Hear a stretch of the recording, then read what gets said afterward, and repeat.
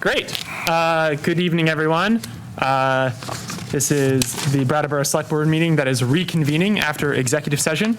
As we learned at the beginning of the meeting, it was properly warned. So we will move to approving the minutes. I move Jess. we approve the minutes. I need to be late. Sorry. Just grab a quick date off you. May 3rd, 2022 meeting. Jess has made a motion to approve the minutes of May 3rd, 2022. All those in favor? Aye. Aye. It passes 5-0. All right, we move to chair remarks. So I have just one quick remark tonight. Stephanie Bonin recently announced that she's going to be concluding her time as the executive director of the Downtown Brattleboro Alliance. And I wanted just to take a second to thank her for her advocacy for the downtown and for her work with Everyone Eats and her passion as a ambassador for the town of Brattleboro. I found it truly inspiring having an opportunity to work with her, and I really wish her the best of luck. And that's all I've got. Manager's comments? I have no comments tonight. Board remarks. I'll just say here on your remark about Stephanie. Yeah. Thank her for her service. Cheers. Anything else? No? Okay, wow, the board is quiet this evening. Great. So we'll move on to public participation. So I'll first start with the room. If we've got anybody here. Doesn't look like it. What is public participation for? Yeah, public participation is an opportunity for people to speak on things that are not part of the agenda, to bring things to the board's attention, or just to speak on something happening in the town. Looks like we have a member of the There's public. one. Could be Kurt Dimes. Great. Kurt. Good evening, everyone. Kurt Dimes here. I live in District 2 of Brattleboro. I would like to remind the board of the terrible worldwide emergency beyond COVID, the climate emergency, which has fallen off of your agenda since 2019. And I suggest that the resolution that was passed, promoted by BCS for using only renewable source electricity, which you sort of approved and began to implement last year, should be publicized on the website, on the town website, because it included, that vote of the RTM included a recommendation for everyone in town, the residences, to use renewable electricity such as cow power. And I would also like to, in order to keep this on the agenda, I think it should be on the agenda like the allegiance to the flag used to be on the agenda very commonly. It's something we all have in common. It's the most important thing in the world. And if you like, I could, as a member of BCS, forward the resolution that we passed at the school board meeting in 2019 to create to have it on their agenda at every meeting. It should be something that we at least acknowledge at every meeting, like people used to do. We acknowledge our allegiance to the flag. We should be acknowledging our need to address climate change at every meeting. Thank you. All right, thank you very much, Kurt. Any further public participation from Zoom? No, sir. Looks like none. All right. So we move to the consent agenda. Yoshi, can you speak briefly to that? Yes, we have 3 items. We have the select board goals. As you recall, you guys went through the last 2 meetings, and we'll be able to go through those with adoption. And the second one is the 2022 summer paving project, the bid award, and the third is the Department of Libraries grant and approved an application. Excellent. Board members, any discussion or desire to pull any? Oh, you raised your pen. You raised your I was about to hand. make a motion, but All right. Okay. Daniel? I move to accept the consent agenda as presented. Daniel has made a motion to accept the consent agenda as presented. All those in favor? Aye. Aye. Aye. Moves 5-0. Excellent. So now we move on to new business. It looks like new business letter A is the monthly financial report. Yes, Kim Frost is here. Oh, excellent. Ms. Frost, you want to join us up at the table? Table of honor. Hi. Hello. So in your packets, you guys have the 10-month finance report through April. With 83% of the year completed, we're at 82% of the budget in the general fund. You have all three funds there. You have utilities, parking, and general. If you prorate some of the other expenses, like the annual insurance fees, the human service payments and such, we're at about 80.5% of the budget to this date. As of April 30th, the utility budget expenditures are at 82.3%, and the parking fund expenditures are at 81.5%. The loan report, as of April 30th, the town had $3.8 million outstanding loans issued through the town's loan report. And the income report indicates that the town had $182,000 in available for funds for additional grants and loans. And if anybody has any questions. Great, thank you very much. Jess? I have a question about, on the revenue side, the sales tax and rooms, meals, and alcohol. Let's get a page number for the board and for the That public. is page 1 of 16. Excellent. Just wondering, since the last quarter ended 6 weeks ago, wondering when we might see those numbers in, or if they are in, and they're just low because of the time of the year. I'm just curious about if we're gonna come close to our budgeted goals for the revenue for those. So if I could speak to the sales tax, I think we get a payment in June. May. Okay, so we get a payment in May, so that you will see increased. I'm gonna have to lob that meals, alcohol, and rooms to you, Patrick, sorry. So meals, so sales and use and meals and rooms are paid to the town in the same payment 4 times a year. I've got the months written down in one place, but I have been wondering that same thing myself, Jessica, recently, because looking at it, it looks like there's only 2 payments. There's another payment we expect. We usually get it on a Friday. Could be this Friday, might be next week. And I'll notify the board as soon as it comes in. And then the final quarter for the fiscal year, we don't receive until after the close of the fiscal year. So a little bit of time into the next fiscal year, we'll receive the final quarter for this fiscal year. So we're right where we should be. We're expecting a payment anytime in the next week or 2. Wonderful, thanks. Great. Any other, yeah, Daniel? Yep. This sort of harks back to our last budget season. In auxiliary services, So I'm going to interrupt you again. page Yep, 8. yep, page 8. All right. This is not my first rodeo. Page 8, neither is it, Jessica. In the middle, under auxiliary services, there is a line that says arts promotion. And during the budget season, I flagged that it isn't really for arts promotion, it's the town arts fund. And we said that we would rename that line so that it is more clear for everybody who is looking at it. And I just wonder whatever happened with that. We got busy with other stuff. That certainly made it into the budget. Yeah. And now I think it's time and appropriate for us to make that change in NIMRIC as well. Very good. And I guess I think there were a couple of There other were small 2. changes like that. I cannot recall off the top of my head, but I know there were 2 name changes. Yeah. And Kim and I can take a look at that. Yeah. Yeah. Great. No problem. Not a big thing.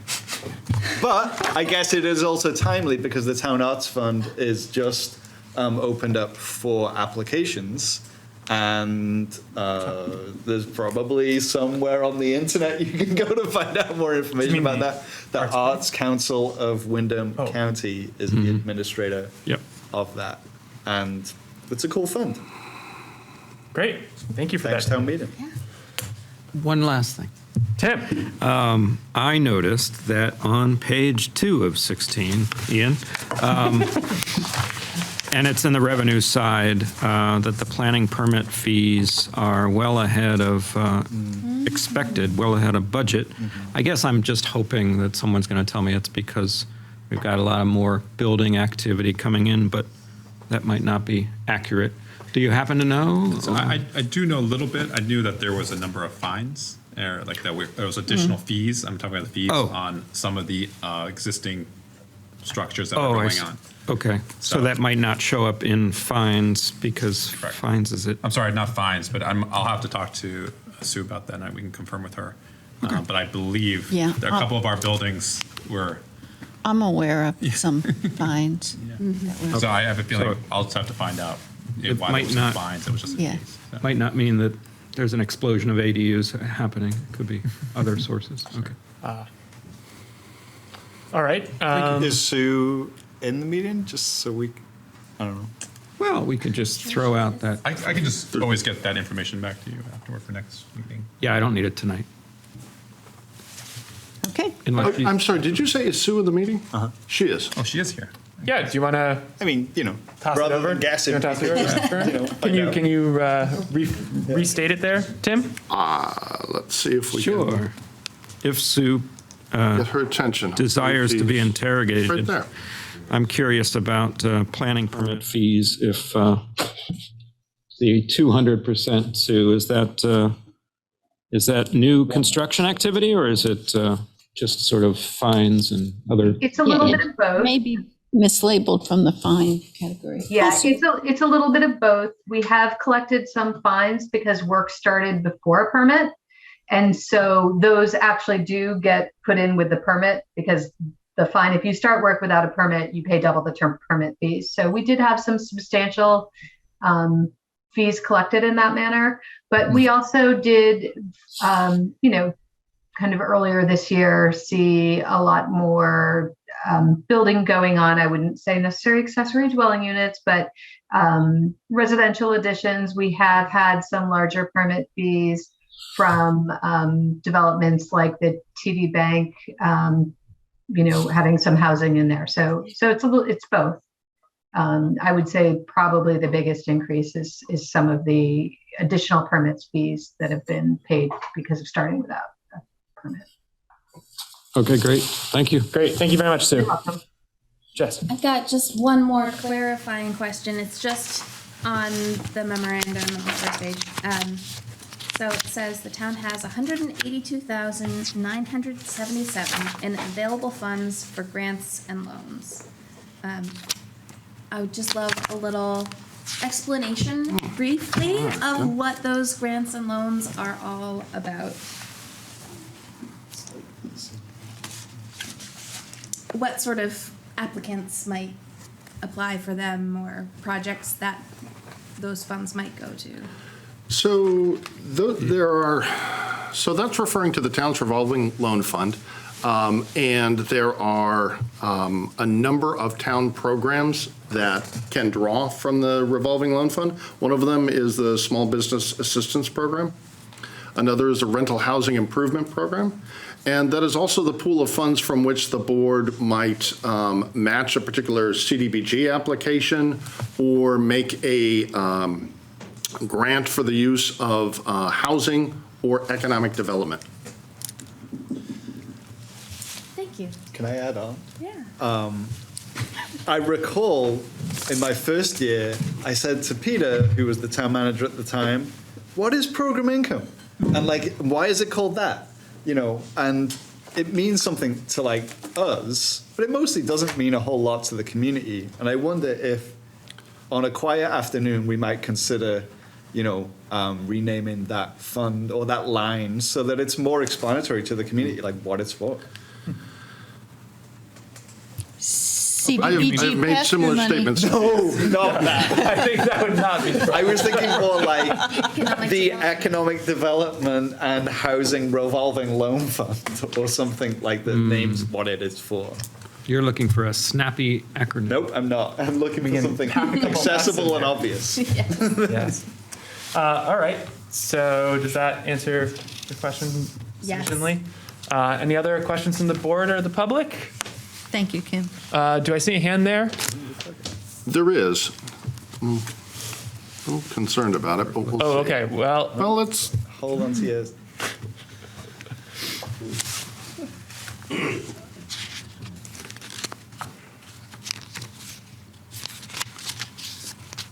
okay, well, we're not getting a response. okay. Well, I applaud the board. That's got to be the longest discussion we've had in the monthly financial report. Oh, I don't think In a so. while. In a while. Wow. Since you've begun. Lucky me. You're here, we might as well. All right. In that case, I can entertain a motion. Jess. I move that we accept the monthly financial report as presented. Jess has moved to accept the monthly financial report as presented. All those in favor? Aye. Aye. Aye. Thank you very much. Thank you so much, Kim. Thanks.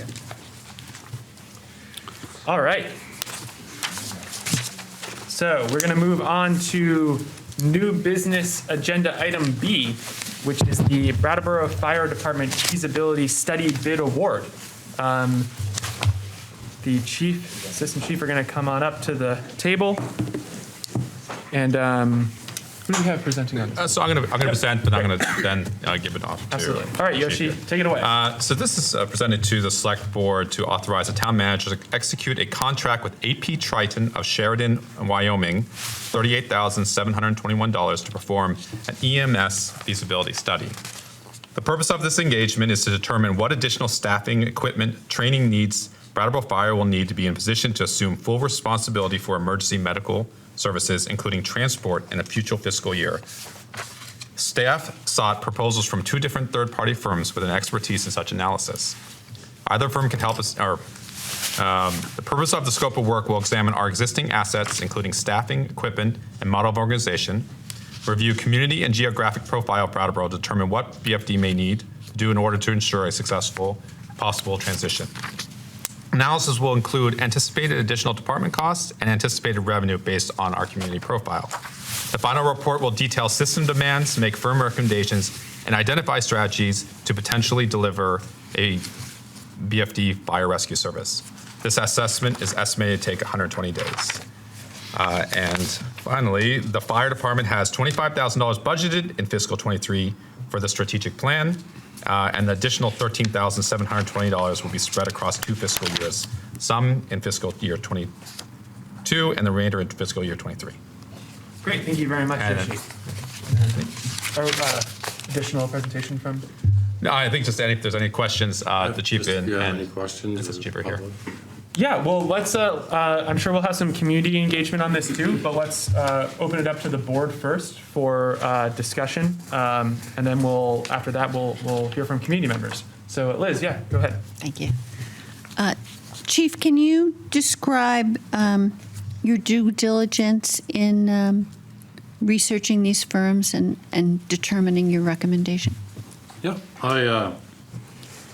I did some research on some companies, and these 2 came up. And most recently, Williston, Vermont, the fire department up there had AP Triton do a study for them.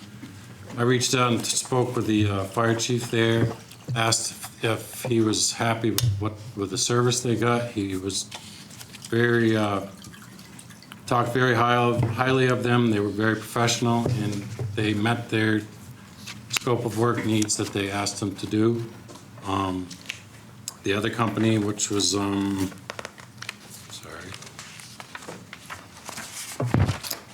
Emergency Service Consulting International, spoke with them folks, talked to other people about who have used them, and they came, I didn't hear nothing bad about them. After reviewing each of their scope of work, I felt that AP Triton's scope of work was much more detailed and much more thorough. So that was why I recommended to Yoshi and Patrick that we go with AP Triton.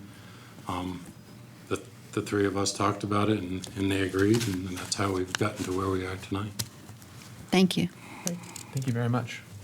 Other members of the board? Yep. Hi.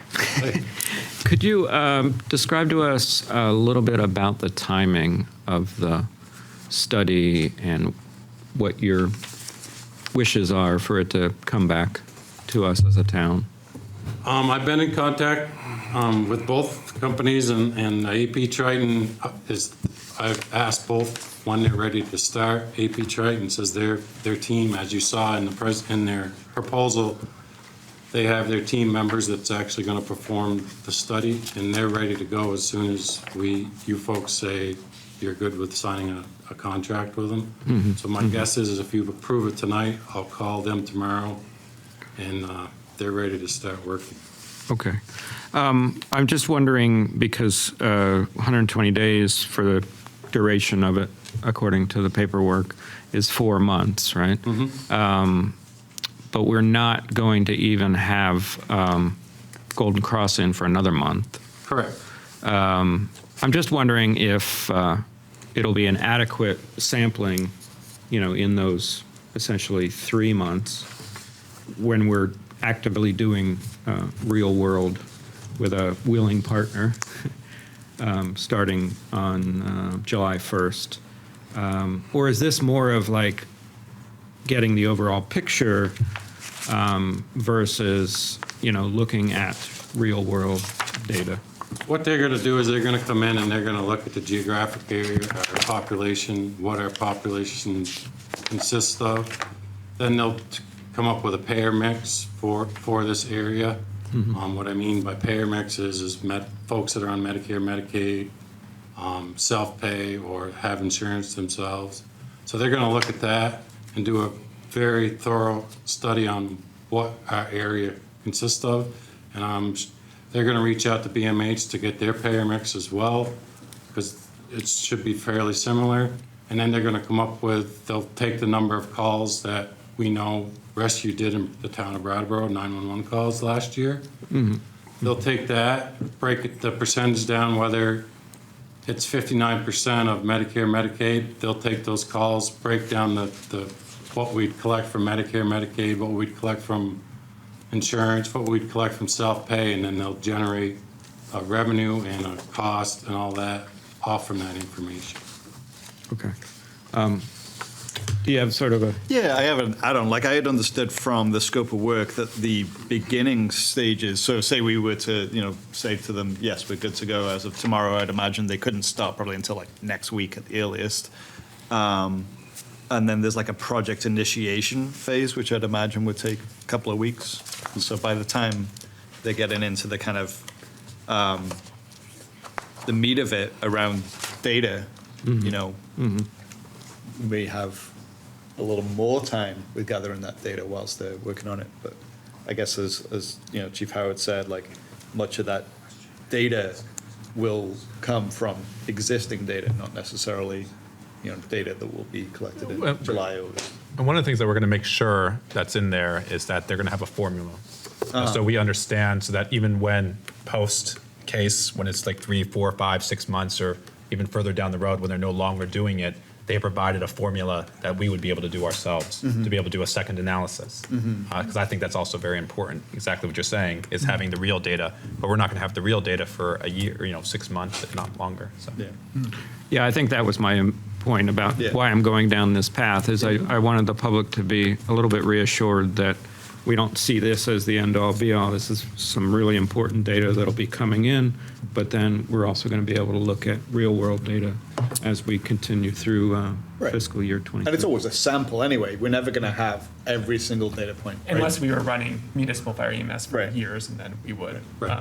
I want to touch on one thing quickly. And the other, to make sure that I understand it, what this company does is they go into communities who are thinking about getting municipal fire EMS, and they create these projections based on their population. They have experience doing that, and they pride themselves on trying to make those models as accurate as possible, and then create formulas that are accurate to help those communities to make those predictions to ensure that if they're actually move forward with a fire EMS model, that's actually going to be sustainable for the community.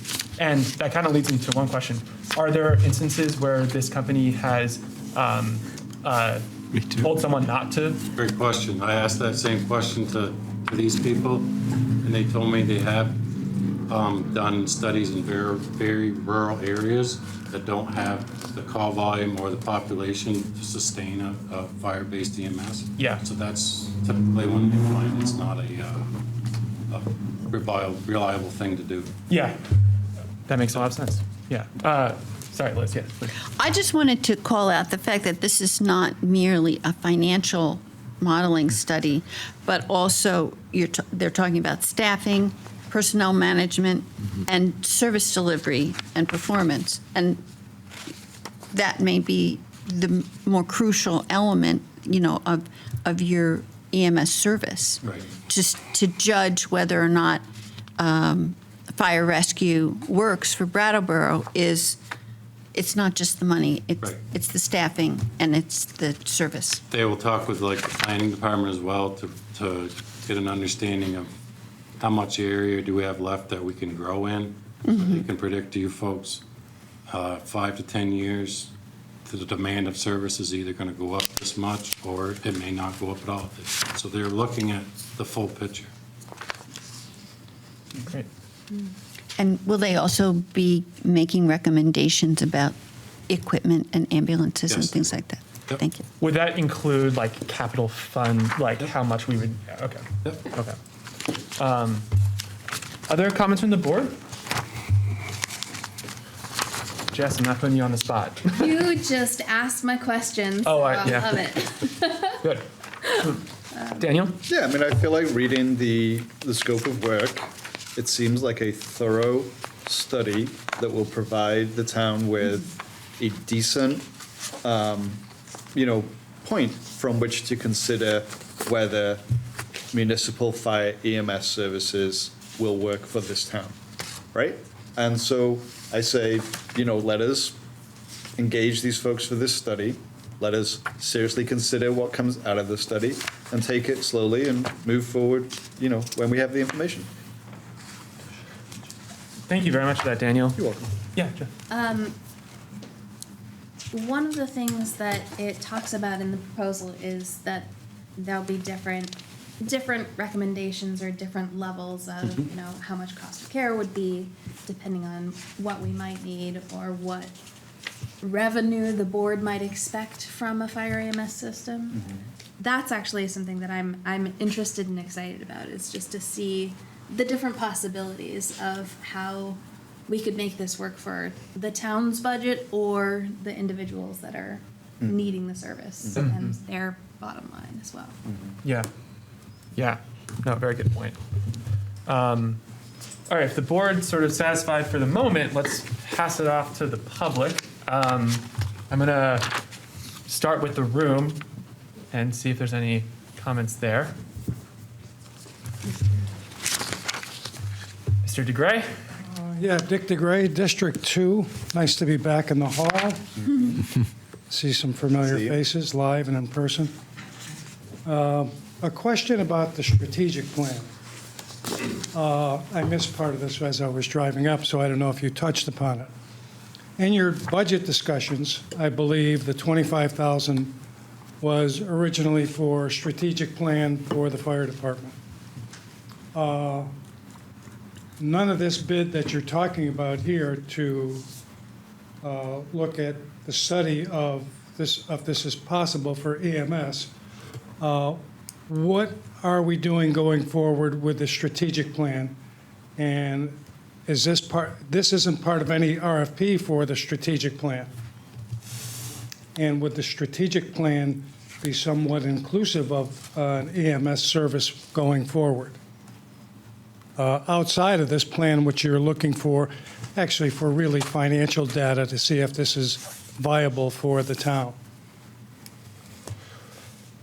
Do you want to take it or you want me to? Go ahead. And then Yeah, I think I would start with saying that the board made a policy decision based on part of a contract negotiation on moving potentially forward with fire EMS, and part of that will be potentially incorporating EMS into the Brattleboro Fire Department and utilizing the $25,000 that were allocated for strategic planning. Feels that that falls very much within what the board would utilize it for in determining the feasibility of this. Yeah, that's kind of my position on it. And I guess I would turn it to one of my other board members or to Patrick on whether we feel that it's sufficient for the strategic plan using this right now, or if we're going to need to allocate additional funds in another fiscal year for different strategic plan that's just the fire department, or now that if we're changing what that fire department's going to look like, if that entire sort of structure of a strategic plan for the fire department would need to look different. I don't know if that question. That's a question. What I can say is, for quite a while, we've been talking about both the strategic plan and the decision about whether or not to create a fire EMS. That decision, if we're thinking about a strategic plan for the department that isn't centrally focused on this transition, Yeah. I think we're probably not, being responsible. This is the strategic plan for the fire department. Yeah. Thank you. You just put it in like 4 words where I took a lot more. Does Lenny want to be Which would interrogated? beg the question to me is, why are we coming up with another $13,000? The strategic plan from somebody in the cheap seats says, this is what you were going to look at to see if this is feasible. If we're not going to do the EMS services, there's no strategic plan for the fire department. I mean, nothing is going to change other than we have a very good fire department, and I don't see that evolving into something else if we're not doing, if we're not doing EMS services. So I would ask you actually to not add $13,000 and use the $25,000, which was, as Patrick said, was the original intent of looking at fire department services. Daniel? Yeah, I mean, I think Dick's point about like what was in the budget and what was asked for in the budget is totally valid, and I'd like the fire department just to kind of speak to like using that money for this instead of a more general strategic plan. Where does that leave you? One of the things that's in the scope of work in task 1B under procurement of information and data is that they would review the current BFD strategic plan. So am I to understand that up until this point, BFD has not had a strategic plan? Not a formal one, no. Although not to say that things are run chaotically over there, right? I think you guys run a pretty tight ship. So like with us not putting money towards a more general strategic plan and instead putting money towards this more kind of like focused effort, where does that leave you guys? It leaves myself, I feel, when we identified the strategic plan, we didn't know the cards that we were going to be dealt early this spring. We've been dealt the cards, the money's been in there for the strategic plan, and now we need to identify one that we can take on this service because we're no longer being provided the service from the current company that's been doing it. So we need to identify one, that we can do it, two, that we have the proper amount of people, the equipment. So I strongly feel this is a strategic plan that is going to help our department move forward successfully. Yeah. Once we get up and running, and if the plan says that we should do this service, after we're running and doing this service for a couple of years, more than likely, if I'm still the fire chief, I'll probably come back to you and say we need to do a strategic plan or a master plan now that we're doing both of these services. One, to again identify what people are expecting for services from that point on, as well as what the future holds for the department. So I strongly feel we're doing the right thing. And again, we were dealt these cards at a short notice, and we're moving forward in providing a service to our citizens that, one, they need and should get, and that's what we're doing. Okay, so. One second. I'm just going to let Liz respond. It was my understanding with the original concept of the strategic plan, that fire department utilization would be paramount in terms of like fire service and then fire prevention and also rental inspection. And when you were presenting your data originally about the switch, those numbers were presented. And so that same amount of utilization would form this basic underpinning of the study that we're proposing now. So I'm comfortable that what Triton will do will incorporate all the services of the fire department and then identify whether rescue can be part of it, whether EMS can be part of it. So to me, that's a master plan, and that it's more because of adding the EMS service is why there's a higher fee. The study. Would you concur? I concur, and the study could come back and say, we actually think the model that you've done for the last, you're going to start in July, may be the model that you want to continue with after we do the study. Or they could come back and say, maybe you should go do an RFP and go out to bid for an ambulance service and see what you get for bid. So I agree. Yeah, I wanted to just capitalize on that one point because I think I'm not questioning what you're doing. I'm not questioning going out and getting the information. My question has got more to do with $25,000 for a strategic plan whether EMS is going to be part of it, because you're going to know that. You're going to make a decision based upon the analysis that you're going to get back in this $13,000 study, right? You're going to do a study on numbers and everything else. That's what I think I heard here this evening. yes. Right? Okay. All this information that you're going to, if this is financially viable, right, for the town to do this. Right. And then the second half of that equation to me is that, okay, if this looks like it's financially viable, then we have the component of capital expenditures and personnel expenditures. Is part of the study that we're going to do right now, part of that, outside of the other $25,000 for the strategic plan? Is it capital and personnel? I think there may be a miscommunication here, so I just want to clarify. So it's not 13,000. It's the full. I want to get the right. Well, it's 38,000. 38,000. So that's incorporating the full study for the. That's the full study. That's the full study. So that's going to also do the scope, the strategic plan, plus the EMS. It's not doing the. I guess before we decided to do fire EMS as a potential, I guess you could speak to what was the original strategic plan goal? The goal was to identify the current services that we're doing. Are we meeting the needs of the people?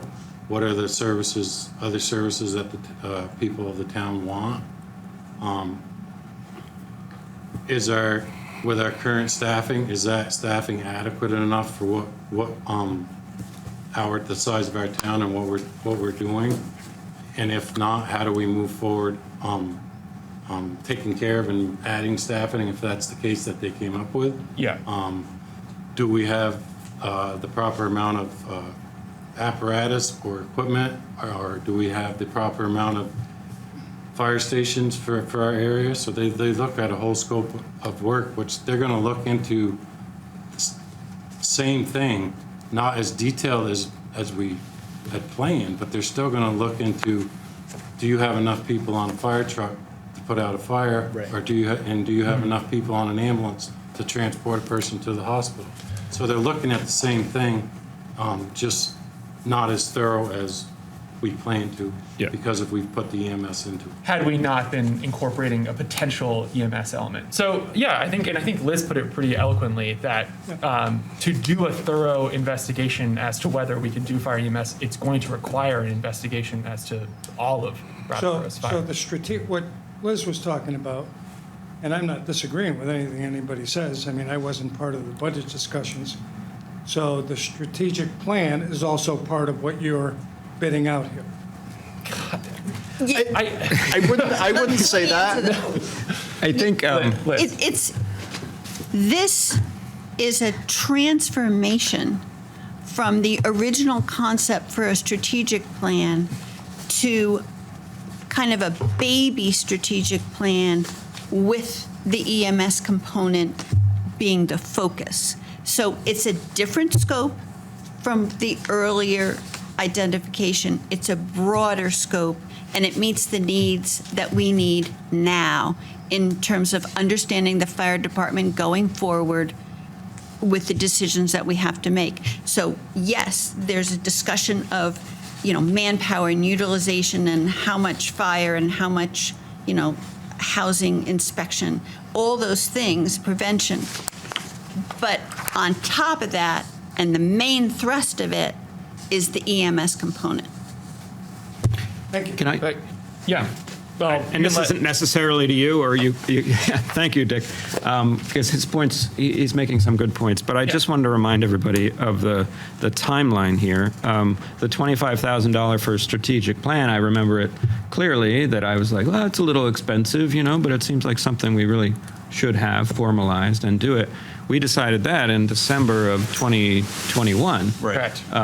Then we move forward to the town meeting process. Town meeting happens March 19th. The letter that everyone's heard so much about happens March 25th, where I believe that's when it's dated. So then we looked at our situation and what we were going to do about that. And we thought this is entirely appropriate amount of money because we are looking at the possibility of moving to a fire EMS system, which needs an examination that's even more extensive than the $25,000. This is a very thorough examination, in my opinion, and is going to be worth every penny because our community needs to be reassured that we're moving in the right direction, and we need to be reassured that we're moving in the right direction. So 2020 hindsight, I wish we would have put more into strategic plans so that we would have had it fully paid for, but we just Do don't you have mean that. 2020 hindsight or 2021 hindsight? You know what he means. So glad you're there to do that. All right, thank you very much for that. Tim, if you guys are good on that, I'll move to the next. I'm actually going to go to Zoom next. So it looks like we've got Millicent Cooley. Millicent, if you want to come on up. Hello, thank you, Millicent Cooley, District 2. I've been following this in the last meeting and the informational meeting because I have, I'm a representative at the town meeting, and I have a neighbor who's been concerned about this and suggested that I look into it and follow it and become informed, so I am. I saw the background, some of the background material that you put together. It was a lot of work you did, and I want to, congratulate you for all that work. The description of the proposal there's a lot to that, and it's well structured. My question specifically is about public input in this. The annual report from, Steve Hardy, I believe it was, on page 48, said that $25,000 strategic plan, that was the original thing that was planned, will involve the public as well as elected officials. In the Triton proposal, it lists specific town departments, hospital, fire department, select board members, which is all logical. But then in bullet 7 just says any other individuals or representatives. AP Triton's strategic plan for Blair County, where they did an anonymous survey with residents, and they held a workshop where residents attended, and it was facilitated, and they reported that input. So my question is, will this strategic planning process involve input from people who live and work in the town? I think that is really an important part of a strategic planning process. And will that happen? And two, kind of the second part related to that question is the proposal that was shared tonight, which is the thing that I'm asking a question about. Is that going to be revised? You know, like at what point will that be revised and shared with the public? So we see, you know, I mean, so one, will the public be required to be involved in the process and not just town departments, which of course are important? And two, if so, when will we see that in the materials, in the background materials? I'm gonna let Chief Howard speak to that first. Good evening. In the proposal under task 1C, the bottom tab there it states any other individuals or representatives that would contribute to the success of this project, they would talk to. So I'm happy to, I'm guessing if there's a citizens group that they can, you folks come up with and the select board agrees to it, that you are able to talk with the team that comes and does this study. I'm guessing that's what that tab means in that item, in that task, so. Was that line written by AP Triton? Yes, yep, it's in their proposal. Oh, it's in their proposal. Okay. I see. I'm sorry, yep. Okay. So what is the opportunity for people who want to give that input? How is that? I'm just reading what it says, and it says any other individuals or representatives that will contribute to the success of this project. I will reach out tomorrow to the gentleman that I've been working with, ask him if I'm assuming if there's a citizens group or citizens that have input or want to be asked for input, that's what that means, but I'll get you an answer tomorrow. Thank you very much. I appreciate it. Well, I'm going to go Liz first. I just have a suggestion that it's likely that Triton will hold a public hearing and get input, and that would be the methodology that most studies like this have to get public input. Actually, in the Blair County one, they did a survey followed by that kind of a thing. So there were kind of two parts to it, and they reported all of that. Thank you, Millicent. Thank you, Millicent. Daniel's got a comment? Yeah, I'm just kind of curious about like what that input would look like. You know, one of the principles of doing work that involves the community is like nothing about us without us, right? So like, how do you involve people who've been receiving EMS services within Brattleboro?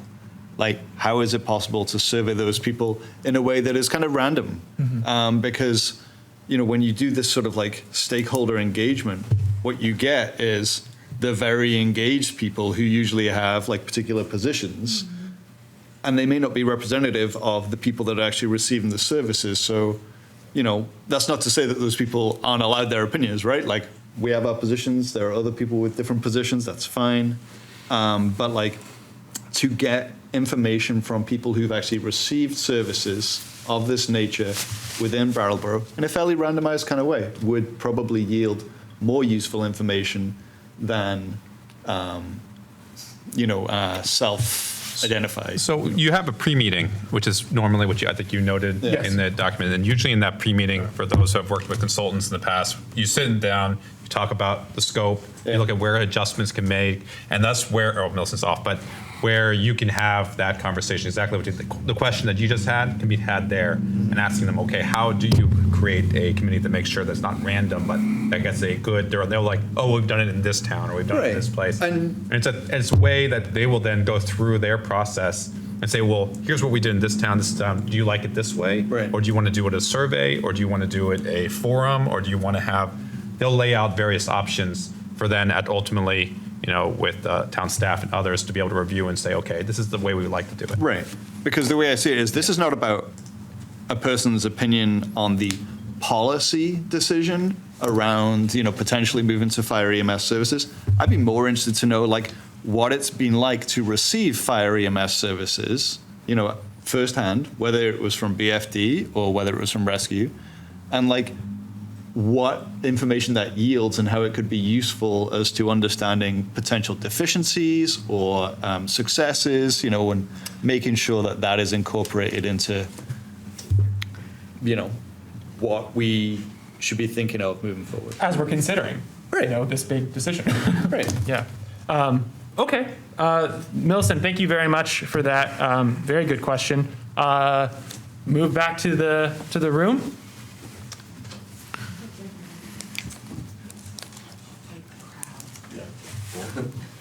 Kate. Thank you. Kate O'Connor, Brattleboro.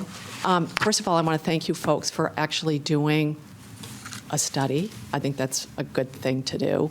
I just have two things, and Tim brought up the thing that I talked to him on the sidewalk about, which is using the data from Golden Cross as much as possible, because this whole thing started because we wanted to use actual data from Brattleboro to make our decision in the first place. So it kind of seems weird not to use the real data that we were looking for in the beginning. So I would urge you to use that as much as possible, since that's where we are. And I guess just for informational purposes, is Golden Cross going to provide us with the revenue and income on a monthly basis? Okay, good. And then my other one is, and this was sort of talked about, I'm hoping that this feasibility study is just the beginning of a discussion and not the end. You know, when you get the results, it's the beginning of a discussion, not the end. And one of the things that is not in what Triton said in their proposal, other towns, what they've done is, and I think the chief mentioned this, but it's not specific in here, is in other towns they've given the options, like they've looked at, does the fire department do the EMS? Does Rescue Inc. do the EMS? Does Golden Cross continue doing it? And they analyze every option, and it doesn't appear that in the proposal they're going to analyze the other options. They're just analyzing the fire department option. And I may be wrong on that. I've read the thing, and I can't tell, because I'm hoping that we're going to get more than just the analysis of whether the fire department is the one to do it, because then we're not comparing it to anything. Am I making sense? You are. It's my I'm sorry. No. It's my understanding, talking with the gentleman, that they're going to look at what we have now, what currently we've had for the last 50 years, what we're fire-based EMS, and what other options that possibly could be out there for us to use. So that's my understanding from talking with them and answering my questions as to what they're going to do, and that's my understanding. Okay. Is this written in a contract? Because if it's not written in a contract, will they not do it? Because you're signing a contract for $38,000. Yeah. Well, I think then I would say I also had that understanding. We actually have, and I want to remind people too that we have three models. We've got full third party, we've got hybrid, and we've got full fire EMS. And I want this study to look at all three of those to honestly confirm what I really believe, which is that fire EMS is the right move. But I want to have a thorough understanding of all three of those options, because maybe Golden Cross and our hybrid model is just what is recommended that we move forward with, because it's just the best model for the town of Brattleboro. Oh yeah, absolutely. Please come back up. And so I would just say, if we can, I guess that if the board can give the direction that, if we are in agreement to sign this, that it ensure that is a part of this. If there needs to be a modification to the existing proposal, then it can. If not, but that would just be sort of my feeling on that point. And I'll just let the board members respond to your initial ones. Yeah, I just want to read from the scope of work here. So Section 5, recommendations and strategies. Triton will develop strategies intended to provide guidance to BFD and the policymakers moving forward. Applicable options will be developed and discussed for providing emergency services relative to the findings in the preceding sections of the study. Task 5A, review of response standards and targets, will provide an analysis and discussion regarding the development of response performance goals for BFD, which will match the all-hazard nature and type of risk identified. 5B, exploration of service delivery models. Triton will conduct cost-revenue analysis of various options available for BFD to deliver emergency ambulance services. And I assume that those various options are the models that Ian was just talking about. And it's right here in the scope of work, and I feel confident that that's what we'll get. And I would say an option for BFD to provide ambulance services could be to not provide ambulance Yes, services. right. I get the nuance of that Yeah. point, like that maybe it's not as explicit as maybe, yeah. But Liz. I just want to make it clear that my understanding is that these models and options are not, they're not analyzing rescue per se or Golden Cross per se. They're analyzing that model, a hybrid model, et cetera, et cetera. So I don't want anyone to think that these people are going to go through and rehash 50 years of service. They're talking about a service model, and that's what they're analyzing. And can I just add something that I didn't add before, because just trying to not overtalk things, but I wanted to just insert that if we end up feeling that perhaps Triton isn't the forum for doing the community engagement part, that feels like that should be our job, perhaps after the study is completed. I have no opposition to trying to get it in there, but they can't be expected to know our community like we know our community. And not all community engagement is a forum, right? Like, I know maybe you're using forum more broadly, right? But it's not just like you put on a meeting and people come and tell you their opinions, right? Like, I really think it's like you have to be talking to the people that have received these services. And if we're not talking to those people, I don't know what we're doing. Yeah, I'm just saying that this possibly might be outside the scope of expertise of this. Yeah.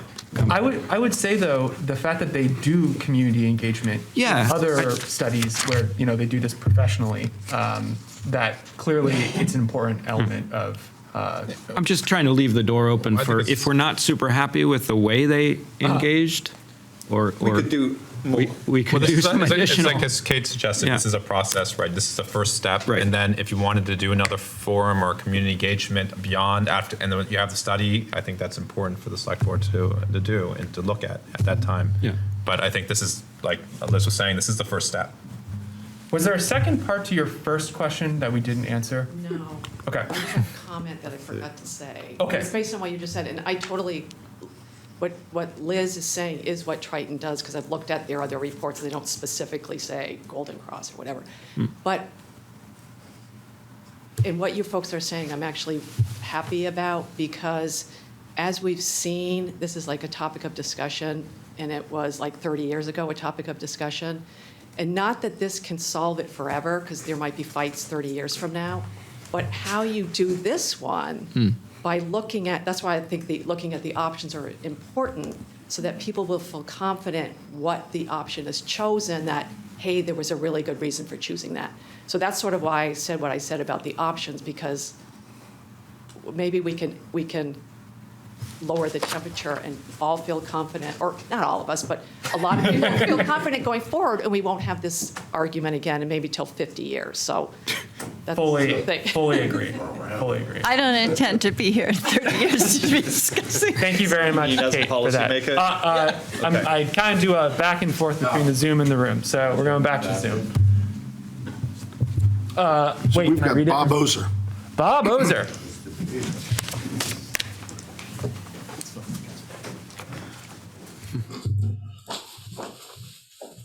Bob, can you hear I us? think I'm here. I think I'm here, right? Yep, we can hear you. I'm up there. Well, thank you for having this, and thank you for all the discussion that's been going on so far.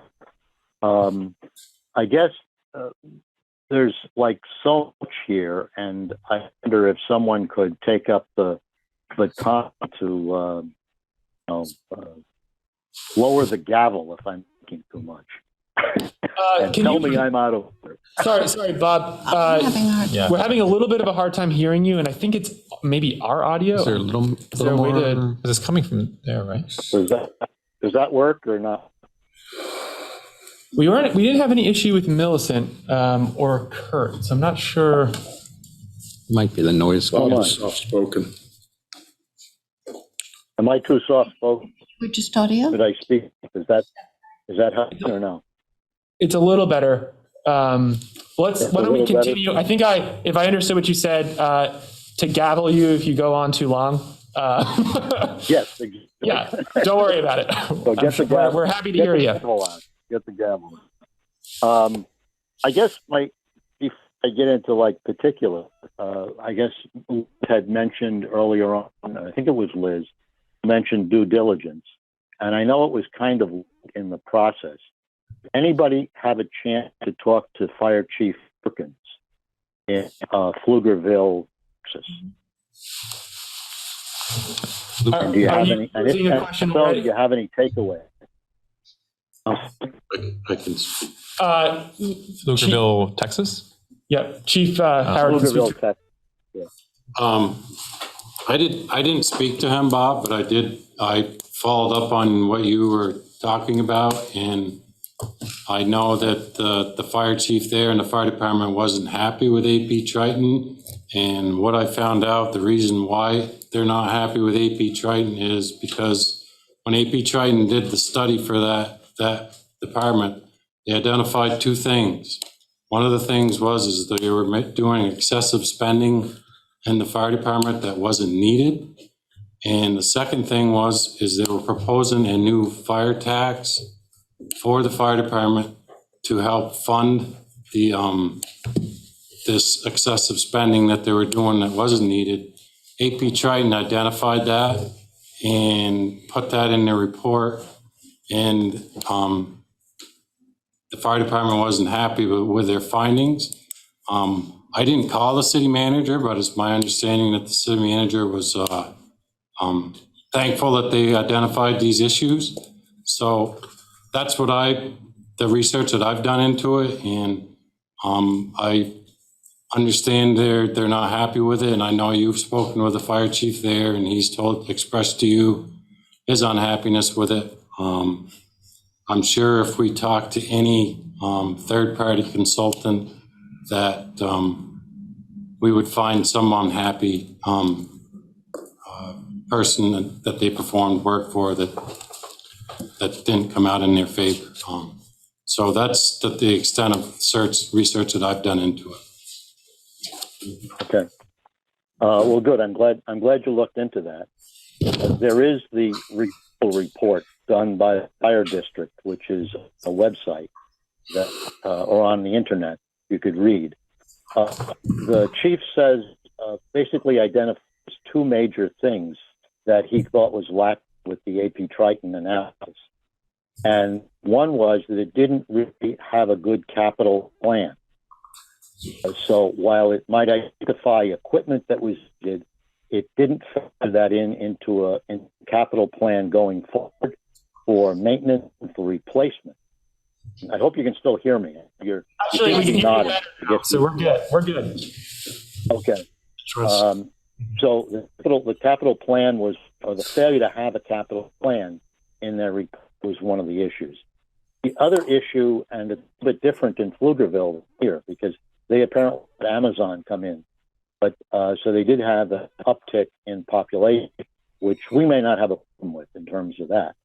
But the lack of historical data used in doing future projections of call volume, he thought was an issue.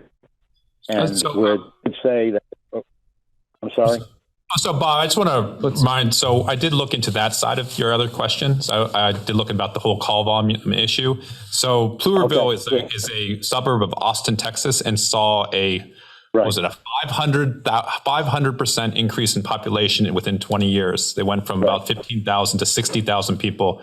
I know the town manager in Austin. I met them a couple of times, and they'll tell you the same thing that happened in Austin that happened in Pflugerville. They couldn't keep up with demand, right? Fire, service, everything was because the population was there's so many people are coming to that area, and that include EMS, fire, police, road services, transportation. They said along sewer, water, they said everything, because that takes time. And they said that was one of the biggest issues, not just EMS, is that you couldn't keep up, right? Because you can't buy the equipment enough, you couldn't get enough information, you couldn't get enough personnel. And they said that was one of the main issues that they dealt with. So that, you made a valid point, but I think that's a little bit different, because I don't suspect that's what, what they do is they're going to look at the area here and see, are you going to see a 500,000 or 500% growth in personnel in Brattleboro, and I don't think we will, but you never know. So. Yeah, and I had asked that too, that there was an Amazon facility came into that area, which definitely did an uptick in population for them. But I guess the abnormality of that is pretty extensive, that what Triton projected might be call volume by 2030, they've achieved this year. So it's to be way out of proportion. And the rebuttal report looks at historical data backwards, some projections. And I guess my question about it is not so much Amazon and Travis County, but because we lack a lot of historical data, or at least presently to lack historical data because of a transition in our services, how can we account for that when going forward with Triton? So if they make predictions for us, how can we rely on those predictions? And I don't have the answer to that, but I put that out there. I'm going to stop you there. Bob, I was going to let Chief Howard respond to that one too. What they tell me what they're gonna do is when they come, they're gonna go to our dispatch center, and our dispatch center is they can go back and give them 5 years worth of calls that Rescue Inc. has done in the town of Brattleboro. And what that data does is it shows them the type of call that they want on. They're gonna take that information and base it on how the call volume changed, whether it's in a 5-year period or a 3-year period. And then they're gonna base their findings on, well, we see the call volumes increasing 1 or 2% a year. That's what they're gonna use for data now. And they'll take that same data and break down what the type of call it was to tell you what kind of revenue that you would collect from that particular type of call. So I'm fairly confident that they're gonna take that information and get us some pretty solid numbers. Good. Okay. That was good. A lot of what was said at the board tonight, I like and I agree with. In fact, Daniel Quipp's comment, I think, is right on. Of it, more than getting community involvement, how would you get comments from those people, recipient of service, over the last 5 years? So maybe over those last 5 years calls that we had the data for. And I think that would be important. Again, emphasizing that a lot of what was here tonight, I agree with. I just caution whether some of that is in writing in the proposal. And I guess I'm going to point specific things right now. Well, yeah, there's one thing that I can point now to, is at least in 3 different places, in Task 2A, Task 2C, and in, this is 2C, I think, as well, on page 57 in backup material. The words are, if available, to the extent data is available, and then to the extent data is available. So it seems that leaves a pretty big loophole if we can't get the data. Now, the chief has just told us that you can get certain data through 911 calls. If there's data that's lacking, or if there are ways to, get at that issue of the unknown in that expression, that would be good. That would be good. But it seems that line comes up a lot in the proposal. And caution about that because it's in writing. And the question about community involvement is not in writing. It does in fact say in writing any other individuals or representatives that will contribute to the success of the project, not the public generally. And now we added a caveat, so we should look at the recipients of services as well. So I don't know if the items need to be in writing, and hold that thought about being in writing for a moment and skip to page 61 in the backup material. It's that additional hours will billed at a rate of $160 per hour for the project manager, $120 an hour for consultants, plus any additional travel expenses. So if we do have the conversation with them and say, well, we really like your report and we like where you're going with this, but on such and such a page, we'd like you to go more in on this. We'd like you to look at consumers services. We'd like to have community involvement generally, not any group. Then the answer might be that we bill that we're preparing. And so my follow-up question to this is a not to exceed amount? And maybe that should be in. Are there any restrictions on, I don't know if change orders is a proper word to use for a consultant's proposal. It's more construction term. No, are there restrictions to change orders that can be, and how do you look at that? So those are some of the things. I do want to say that there is. See if he's done. Oh, sorry, because there is a guaranteed maximum price. So that is, it does say that in the proposal, guaranteed maximum price. But this is the additional would be if the town asks for additional information or additional services beyond the scope of what's in there. So like you said, if the scope is changed and added in a couple of those items, which to be more specific, right, which they're not substantial, that still would be the not to exceed amount, which is the 38,721. And Bob, So the things that we, go ahead. oh, no, please go ahead. Please go ahead. No, I was wondering if items that we talked about tonight would be within the scope or if they would be additional items. Yeah, so I think to speak to that question, I'm going to start and then I'm going to pass it along. I'm generating kind of a list here of things that have been brought up that I feel the board has sort of felt, unity on to ensure that are incorporated as elements of the initial contract that we're going to assign. And I think if I have agreement once we get through the rest of the public comment and additional conversation with the board, if we can ensure that those things are in the original, written in or agreed upon before we sign, then I would imagine they'd be within the original scope and not outside of it. And those would incorporate what we've talked about so far. Liz first, please. Well, something I don't talk about a lot is the fact that I am a consultant. And I write proposals like this, and I often say things like, to the extent data is available.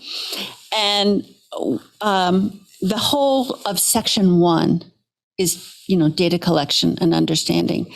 And from what Chief Howard has said, there's extensive data. There's not only data from dispatch, but the fire department's own data, which we just saw presented on all those charts a couple weeks ago. And we will know early on at step 1 whether that data is sufficient, whether the consultant feels it's sufficient for them to go on, and whether the fire department feels it's sufficient to go on. And it's that data gathering process, which is a mutual process, that we will know is being done to our satisfaction. And so, some towns, maybe they don't keep data. This consultant doesn't know how good our data is until we tell them. And then everything will be fine. All right. Daniel? No, I think that's a good perspective, Liz, as somebody that has prepared these documents themselves. And I would say, Bob, I understand what you're saying about the kind of if available kind of language. And I would also point out language that says will include but not limited to, or, will include but not be limited to, will include but not necessarily be limited to, right? It's a scope of work that is intended to follow this kind of path. And as they go through the work, they may well uncover some things or some, requests may be made of them that expands it, that shifts it slightly. I work with data in my job as well. I actually just got a pay rise and a slight promotion. I don't know if it really is a promotion. I think I'm just going to have to do more work. And I work with data every day that is reported to the state and federal government. And I got to tell you, there's a lot of like holes out there in the world of data gathering. And I do my best in my role to like make sure that our data is as complete and useful as it can be. But if I was proposing a scope of work where a major piece of it was gathering data, I would want to have some caveats in there, like, you know, to the extent available. I wouldn't want to promise I will get you all this data and then go to so-and-so, you know, provider and ask for that data, and they are like, no, or Doesn't exist. kinda, or here it is in this file that's impossible to work with, or, you know, something like that. So I think it's the mark of a mature and experienced provider in this kind of line of work to say, to the extent that it's available. And I'm, you know, I'm really glad that Liz brought up the point that, like, in the early part of the process, this data gathering will happen. And if, like, they can't gather enough data to move forward with it, that's going to be like a major sticking point. And it's going to need to be a conversation at that time. But I expect that, you know, at least on our end of things and dispatch end of things, that we'll get pretty good data for them. Okay, thank you very much, Daniel. Bob? Yep. So maybe only 2 or 3 more things. Okay. While I don't collect data, I did do something today that sort of relates to this. I wrote a check, and I wrote the check to Dartmouth Hitchcock. And it was after all of the insurance mechanisms paid their bills, and the hospital then was able to generate a bill. So if anyone wants to guess what the date of service was that I paid for today on May the 17th, November. it was July the 27th of 2021. That's crazy. Wow. So were your other, did you beat my date? No, we didn't. You said November and you said January, right? Yeah. So in terms of insurance reimbursement data, there may be a significant lag. And I think someone brought this up before with respect to the data. And again, and so you go to page 61 in the backup material, and it does say that the timeline will not begin until Triton has been provided with all information and data necessary for the successful completion of the project. So I guess the first question I had there has to be deferred to your next meeting, or as the chief referred to the meeting with the Triton rep. Is there a realistic estimate of when that will be? And we know a little bit more about what data will be used, but when will be there enough data, especially in terms of insurance reimbursement, to really do any kind of analysis? And that question, that last question may be unfair, but I'll leave it out there anyway for a moment. As far as the reimbursement information, they have analysis that can tell you, again, on the particular call that we go, that they can break down each type of call that they go on, and they can tell you what Medicare, Medicaid will pay you for that call regardless. Then you got private insurance that pays it all. They're going to take that 911 dispatch information and do that, as well as they'll check with other EMS agencies around our area to see what their payer mix is and what their collection is as well, to help them gather the proper information to give us a solid answer. So I'm fairly confident that they're gonna do this work. And as I stated in my presentations, on the 2 presentations, the one I did at the select board and at the fire station, we're not the first fire department to ever do this. It's done all across the country. So there's plenty of data from other departments similar to our size that they can go and collect as well as the data that we give them. So I'm fairly confident they're gonna get the data that they need. And I think the two factors in there that probably are harder to predict when you're doing those estimates would be what are called charity cases and bad debts, right? Because we don't know those until, in fact, the bad debts are the ones that you almost never know until they're not collected. The charity cases you may know at the time that the service is provided. So there's that mix in there. I think I'm just going to do my final. Oh, I do have one more piece and then the final piece. One of the first things in the proposal is page 55. It's task 1B, I believe. And it asks for information on mutual aid agreements. And I only bring this up because the April 11th letter also brought up mutual aid. And there is a spreadsheet on the Vermont Department of Health website, which indicates that a survey was done for all of the EMS districts. I think this was done because of COVID. And one of the questions was whether there's a mutual aid agreement or plan for a particular district. And according to that spreadsheet, there is none for District 13, which is our district. So I just highlight that. You might want to talk about that. Yep. All right. Do you want to go first or you want me? Go ahead. Yeah. So I think my understanding for why there isn't one currently existing for District 13 is because it was just rescue. So within District 13, there was no mutual aid because they just have one service provider, really. So now that we're going to have another service provider, am I explaining? Yeah. So now that we're going to have another service provider, potentially, currently we'll have Golden Cross, but then potentially the town of Brattleboro, yes, there's going to be more discussion on mutual aid. The town of Brattleboro currently has mutual aid agreements with other municipalities, including Keene, you can help me out. Deerfield, Greenfield, Turners Falls. So we have other ones, and one of the discussions that we're going to need to have is with rescue, whether there's going to be a mutual aid agreement. But the town of Brattleboro takes the position that if we have ambulances available, we're going to provide mutual aid to anyone who asks for it. And that would include rescue. That's how it works. Because it's mutual aid. Mutual aid.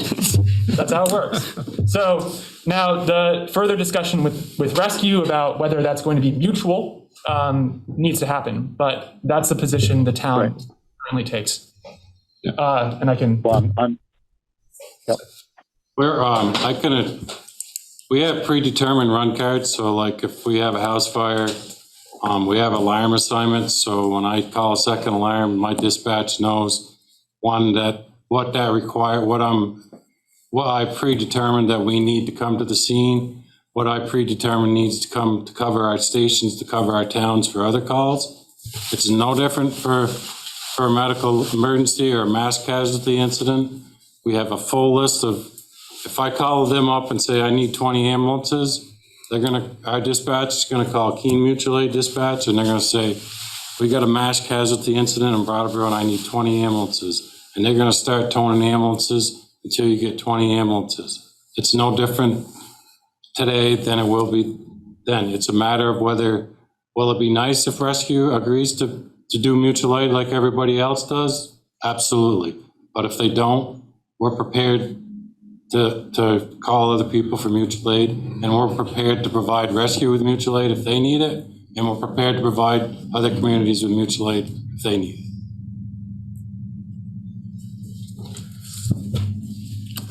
Did you want to? I just want to add on to that.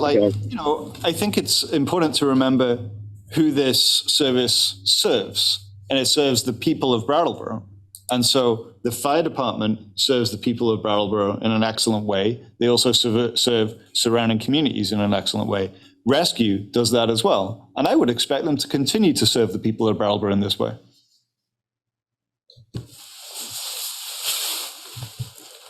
All right, Bob, I think I'm going to hold you to your closing statement. I think My that's what you said. closing statement? Yep. Okay. Going to, I believe it is the project understanding. So second page of it. Second page. Yeah, thank you. We are there. Yeah, I think it's page 2. In the second paragraph, the study and detailed analysis should provide the Brattleboro Fire Department with assistance in identifying the costs, risks, and vulnerabilities associated with staffing paramedic, EMS, ambulance services for the Brattleboro Fire Department, and make recommendations for future staffing and service delivery needs of both the EMS service as well as the fire response for the town and community. And that seems to be, in one sense, broad, but in another sense, maybe needs a bit more detail. And although I can't give you the detail, I guess I can give you what I thought is how it should be broad, is that this proposed analysis, all options should be on the table. So we really should be, in that paragraph, putting on notice that maybe we can get whatever we need to do that job. And however those pieces fit together and be part of the strategic plan. And I think that's the end of me, because I'm going to be gavelled as being out of order. No gaveling. Thank you very much, Bob, for all of those really excellent questions. Engaging this is really important, and it helps us to make sure that we're doing our job. So I'm willing to, unless we have any response to that. Yeah, I mean, I just want to answer Bob's question. Like, he's talking about the project understanding, which is sort of right at the beginning of the document, and is kind of like a broad statement about what we understand this, request for proposal is. And then the following, however many pages there are, like 20 pages or something, get into the meat of like how they'll go about it. And I feel like in section 5, recommendations and strategies, the part that I kind of read back to Kate, I feel like it speaks to that there will be options, right? And certainly if at this point, we don't think Triton's going to provide us those options, I think we're going to give them the feedback that we want to have all options presented so that we can make a decision about how to proceed, which serves the people of the town of Brattleboro best. Yeah, because we think that this is a good path. I'll speak for myself because there's 5 of us. No, I think this is a good path, but I am perfectly willing to eat those words if it turns out this is not a good path. Yes. And that could involve a number of options. Yeah. And you can imagine those options, so I won't lay them out. But I mean, it's we're here to serve the people of Brattleboro in the best way. Yes. Not in a way that we're married to somehow. Yes. Great. Thank you for that. Okay. Moving to the room. Yeah, we have people who want to speak. Am I permitted a final objection? No. We're going to move on. Sorry. We've had a lot of. I think you've had a lot of time, and we just have other people who want to speak. Thank you. God bless you. Gary Stroud, District 2 Chair. Hi, Gary. I'm gonna keep it short, sweet, and simple. You mentioned, I like what Daniel said about asking the people about survey. I'd like to get probably part of that on the amendment, asking like an independent focus group alongside with what you're doing. And that would help compile 2 different analytical surveys to see from different perspectives. And that would probably help smooth out transition, because you've heard it from people who've dealt with the ambulance corps, which I have, who's had service with them, who've had billing issues or whatever. And that information can be compiled and put together also. I know you mentioned that they might want to have a discussion about that. And I was thinking maybe something like that might be a great, transition, helping out on both ends. And I think that outcome would be a lot better, but not just with the people, but also, and with that compiled, they could have people from Selectboard, from RTM, from the fire department, collaborating together with the information and that particular focus group, what they had about from their information from the people, and bring that alongside with whatever the consultants come with, and then you can say, okay, let's look at, we got different from here. You can decide and determine from there, because now everybody across the board should be happy about the outcome and the results from that. So that's just my thought or consideration that you can have, and hopefully that's something that can be expedited soon. That'd be great. Thank you. Great. Thank you very much, Gary. Really appreciate it. Looking back to Zoom, I don't see any hand. Oh, there we go. Millicent. Actually, Millicent, I'm going to hold you there and just see if there's anyone in the room who hasn't spoken yet on this matter, has a desire to speak. Come on up. Dora Bubalis, Brattleboro. Bunch of things, actually. First of all, the term strategic planning has been bandied about a lot. It's not a strategic plan. It's a cost analysis.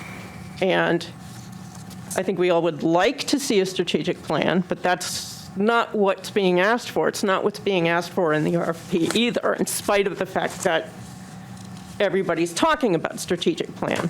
I'm a little confused as to why the RFP doesn't include certain things that came up almost in the beginning of the public discussion.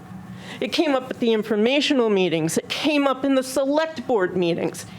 And you guys are all acting like, oh, you're right. We should. Why wasn't it included in the RFP? The town manager was aware of this. The full select board was aware of this. The issue of public, the issue of public dialogue, the issue of the fact that we wanted all options analyzed, which it's not in the RFP. There's vague language as to options, and now people are agreeing that they want options, so that's now going to be discussed when you have the meeting. But it wasn't included in the RFP. There's a built-in bias in the RFP that what's going to happen is the town fire department is going to provide ambulance service, EMS service, based on a decision made by the select board. So the question is why?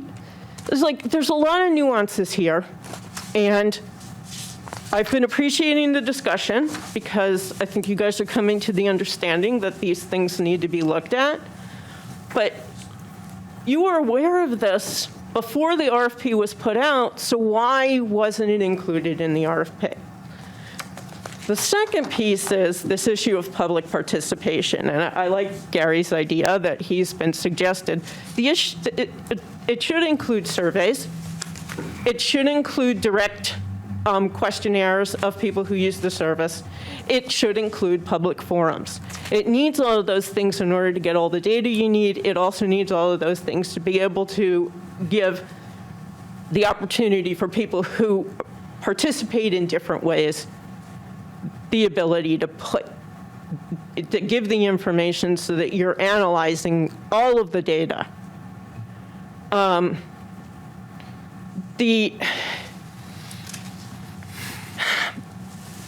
just a little frustrated by the fact that it seems like some things have gone over you guys' heads over the last couple of weeks, and I don't understand why you're suddenly coming at it now and saying, oh yeah, you're right.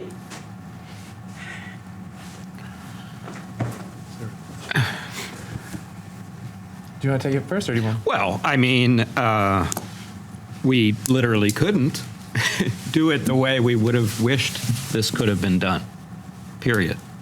I don't know if you were around during March and April, but I was, and boy, we had to move fast. We had to move fast because of the way things happen. And could things have gone better? Absolutely. Are we trying to make up some community goodwill a little bit by making sure we're slowing down and from here forward doing it the right way? Absolutely.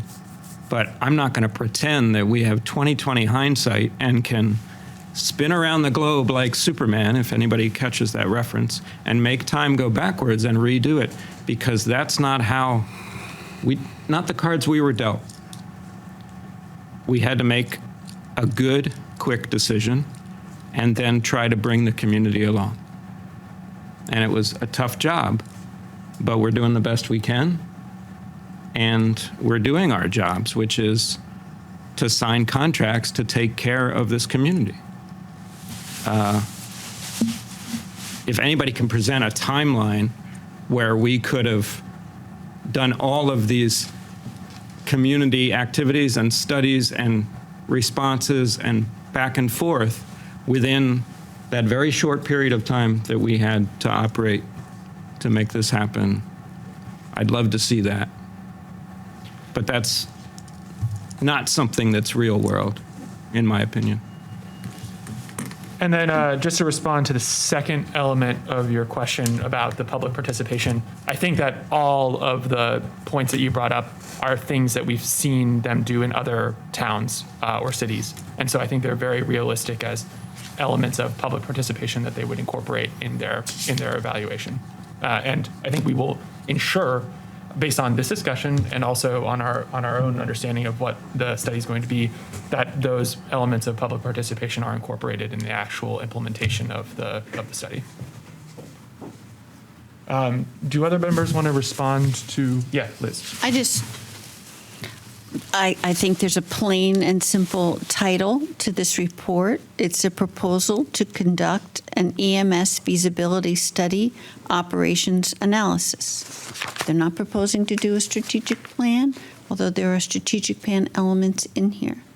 But, they're not saying we're doing anything other than what they propose to do. And an EMS feasibility study and operations analysis is not merely a cost analysis.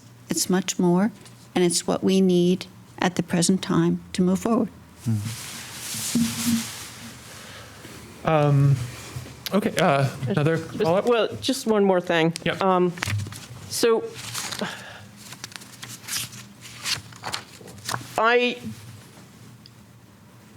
really want to caution the idea that this whole thing with rescue is entirely one-sided, because there's two people in negotiations.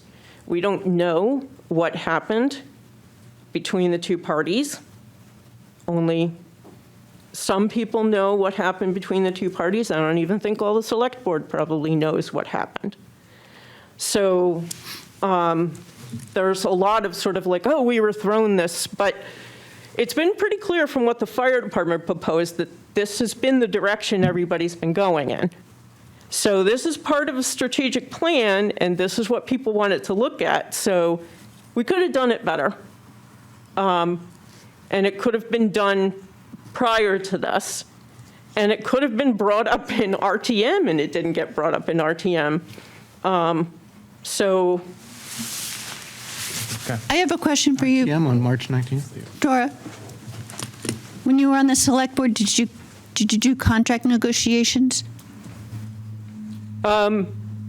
Generally, that was town manager. That's our job, right? To do contract negotiations. Contract negotiations generally happens between the town manager and maybe the select board chair, and maybe a department head. Okay, so when in my experience on the select board was you were brought a contract, you would discuss it in an executive session, they would ask you what direction you wanted to go in, but the actual negotiations happen between the town manager, town staff, whoever is involved in those negotiations. The whole select board is not involved in it. And you know what, Dora? That's exactly what happened here. And there's nothing nefarious about it. That's exactly what our job is, and that's exactly what we did. All right. Thank you, Dora. I think we can move to, unless we have anybody else from the public here who wants to speak. Millicent, I'm going to ask you to keep it a little brief, just because you've had an opportunity to speak once already. Come on, Bob. Thanks. Yeah, I'll try to be brief.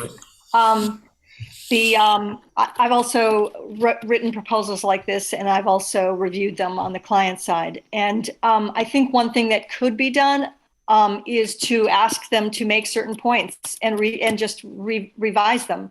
So a lot of people have spoken about public participation here. That could be pretty simple to just say, AP, could you please make this more explicit that, you will involve the public in input. That's something that could be done without too much trouble. Yeah. Okay. Thank you very much, Millicent. So I don't see other hands up in the Zoom, and no one in the room seems interested in approaching the mic at the time.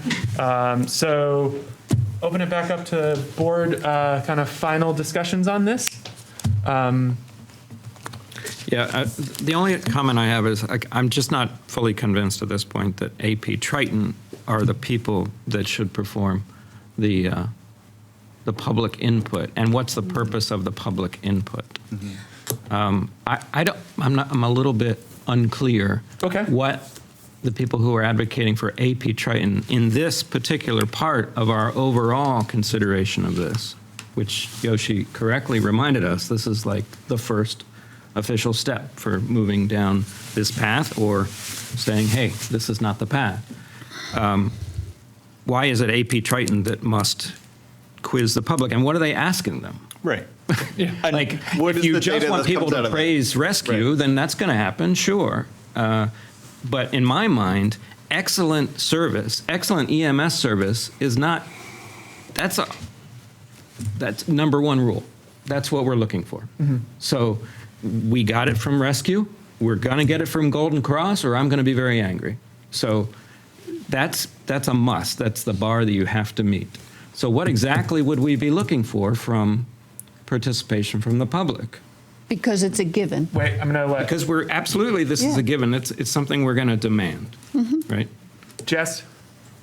Just as far as, I think that the community could certainly provide information that fills out and helps them better understand the hard numbers that they have. Human stories, human experience, and how that data plays out in real lived events, I think is really vital to really understanding the data. I do research, so that's part of my work, and it's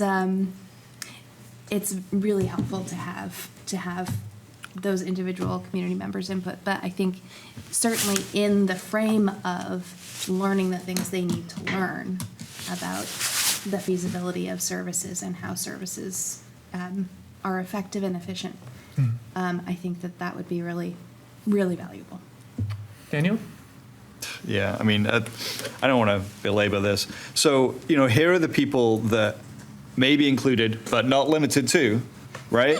Town manager. So I'm imagining that the town manager's work with this group will really help them understand organizational stuff, right? Some budget stuff as well. And any interested Brattleboro Town Select Board members, I don't actually feel like the Select Board needs to be involved in this phase of the work. Our job is to receive the work and make a decision about it, making a decision based on it, right? The fire chief, deputy fire chief, command staff, and other administrative support staff seems pretty obvious that they would be included, and seems quite clear to me why they would be included. The representatives of the Brattleboro Finance, Human Resources, and other town departments would have a vital role to play in terms of like billing, staffing, contracts, that kind of thing. Representatives of Brattleboro Memorial Hospital, seeing as that's where most transports will go to, I'd imagine, right? Medical advisor for District 13, which is the EMS district that Brattleboro is in, will have a vital perspective to offer. A random group of full-time career firefighters and officers, lieutenants and captains, will be able to offer perspectives of, doing the work. And then any other individuals or representatives that will contribute to the success of this project is very vague. And I agree with Tim, like, if you imagine what a community forum looks like, what is the question? Is the question, should the select board make this policy decision? is the question, did you like it when rescue delivered you from your home to the hospital? I mean, that's a valid question. Like, I would be interested in that question. Or did you, what was the service like when you received this transport, right? But like, would you have it in a public forum? Is it a survey to people that actually receive those services? I really think it's important that we are hearing from people that have received EMS services. And that will provide some qualitative data around the kind of service that's being received. Maybe it will reveal some things that we didn't know. Maybe it will confirm some things that we think we already do know. But it is not the only piece in the puzzle. This is a complex picture. And so this is a public forum. This will remain a public forum. The policy decision that gets made out of this report will happen in a public forum. And all select board members and, frankly, town staff are pretty easily accessible for folks that want to bend our ear about a topic that concerns them. I get it, right? There's been some loss in trust in this process. This has been a messy process that has proceeded pretty quickly. But, I think that all parties concerned are acting in good faith and trying to do the best thing for the people of this town, and are going to continue to try and do that. So I have a motion if you're interested. I just have one more point. Yeah. I thought Daniel's remarks were right on target. I just want to say that it's probably a benefit to have the professionals who are doing this study identify survey questions that will give them relevant answers that they would find useful and not shot in the dark questions. Yeah. So I think when Chief Howard discusses that issue with them regarding the proposal, I think we'll be all well served. And they ask other communities when they do this for community involvement. They do this and they think that it is important because they incorporate it in their other plans. So I think we don't really understand exactly what the questions are or how it's going to be helpful, but they clearly have some reason. I'm totally open to that. The point I'm making is, as far as the repair that we'd all like to make with our own community It's not and really the their trust, that's not their job. That's our job. Yeah, for sure. So for that kind of discussions, forum, whatever you want to call it, it feels like that's where we don't put a middle person who doesn't understand our community. We allow the forum to happen with us in the room, and people can speak directly to us. I think it's an excellent point. Yeah. Thank you. And I think, we discussed this when we were deciding on the contract a few weeks ago, but I think this is the next step in our process to be able to have the tools that we need to be able to do this process with community. This is information that we're going to need in order to share our thoughts with community and engage the community in making this decision. So just because there's public participation in this doesn't mean that that's going to be all the public participation that we're having, and that it's a critical element of the board's full discussion of this as we move forward and make decisions down the road. Thank you for that. I just want to say, before you make your motion. I don't have to make it. No. I just wanted to say, so just to summarize just a couple of the points to kind of look over to y'all. So that the 3 options models, and maybe more, because these people are very educated in this, are an element of the study. So the board's going to get that information back.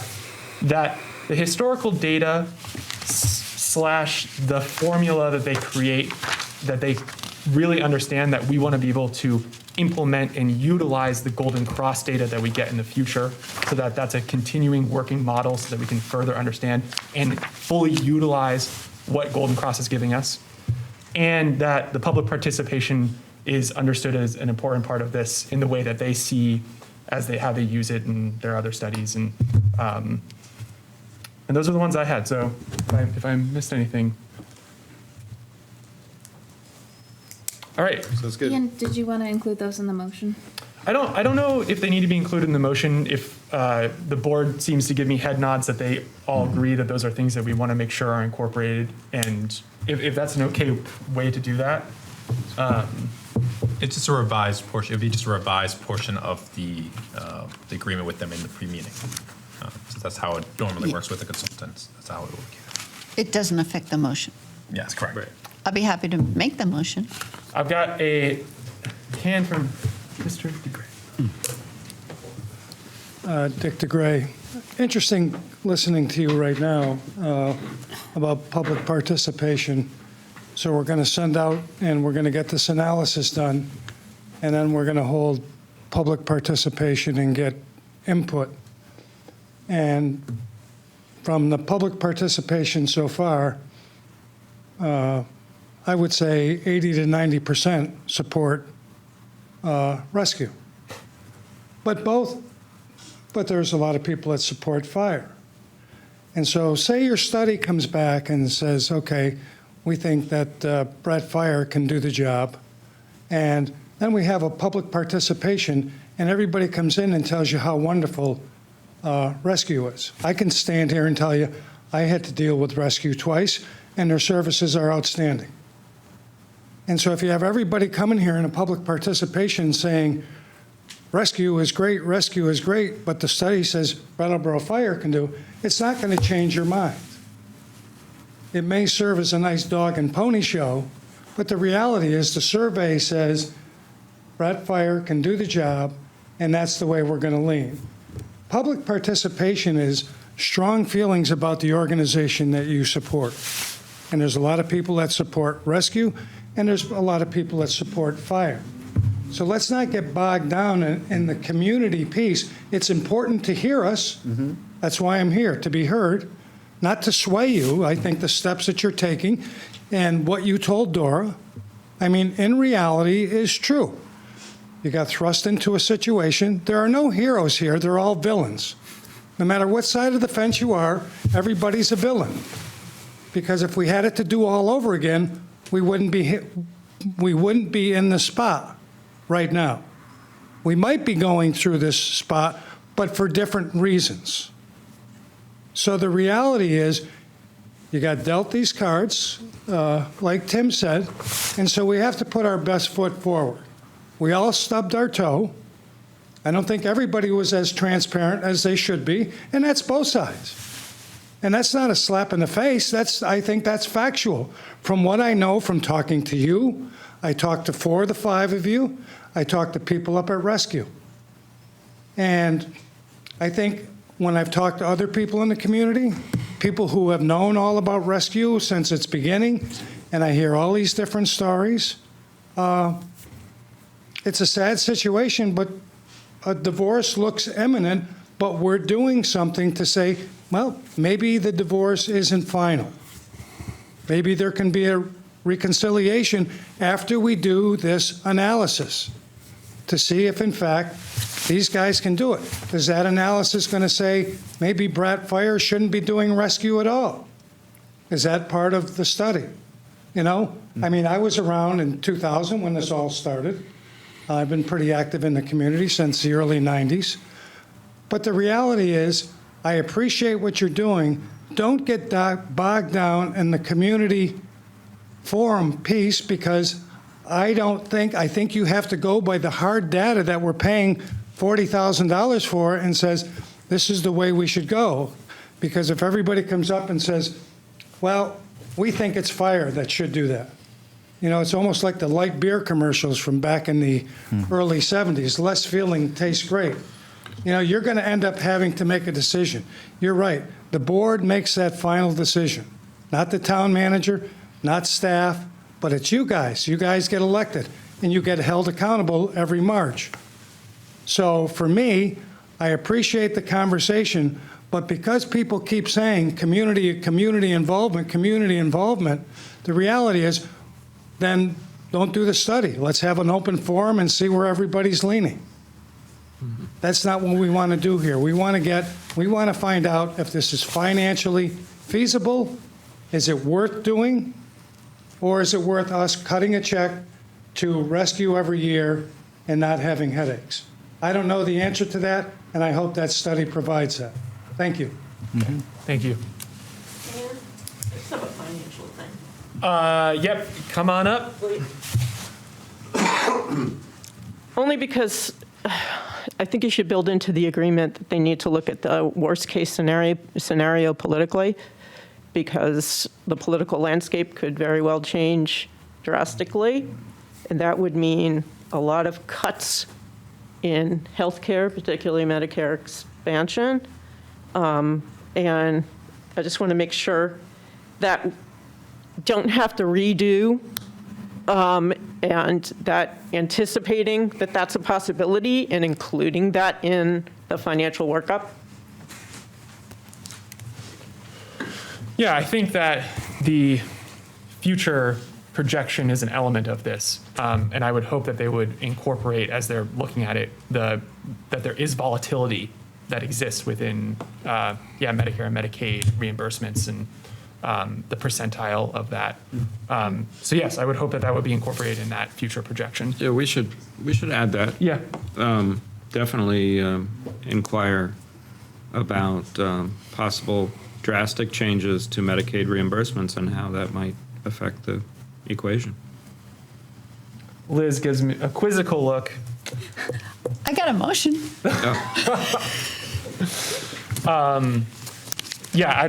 Let's just determine whether the board feels like we want to have that as something we're kind of directing back to. Yeah, I mean, I agree with you that, like, we would expect that this study is going to look at historical conditions, present conditions, and Potential possible futures, future right? conditions, And God knows the last couple of years have taught us that we shouldn't, try and predict the future too much, right? Yeah.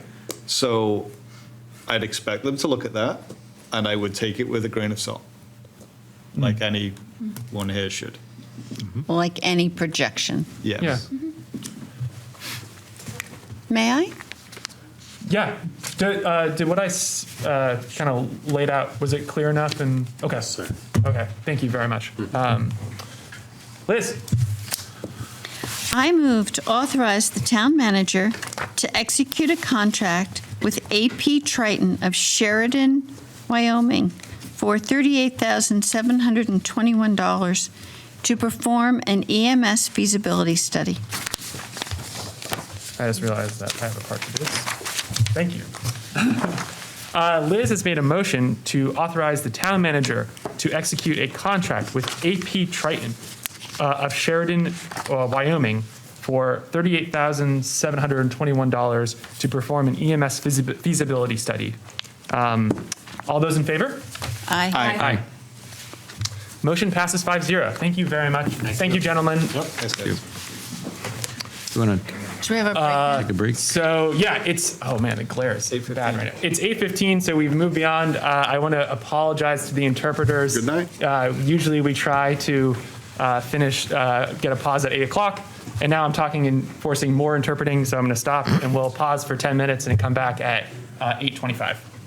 All right, it is 8:25. We are reconvening the Brattleboro Selectboard meeting, and we are moving on to new business agenda item C, which is, if anybody who knows me knows, I'm very excited about the website redesign authorization of contract. Yes. So I believe Sue is going to speak to this.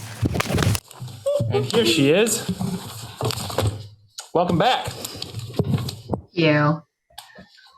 Well, I'm excited to be here tonight to ask the select board to authorize the town manager to contract with Edgeworks Creative, which is a firm out of Waterbury, Vermont, to do our website redesign. As you all know, at representative town meeting in 2021, the body approved $75,000 to go towards the redesign of the website.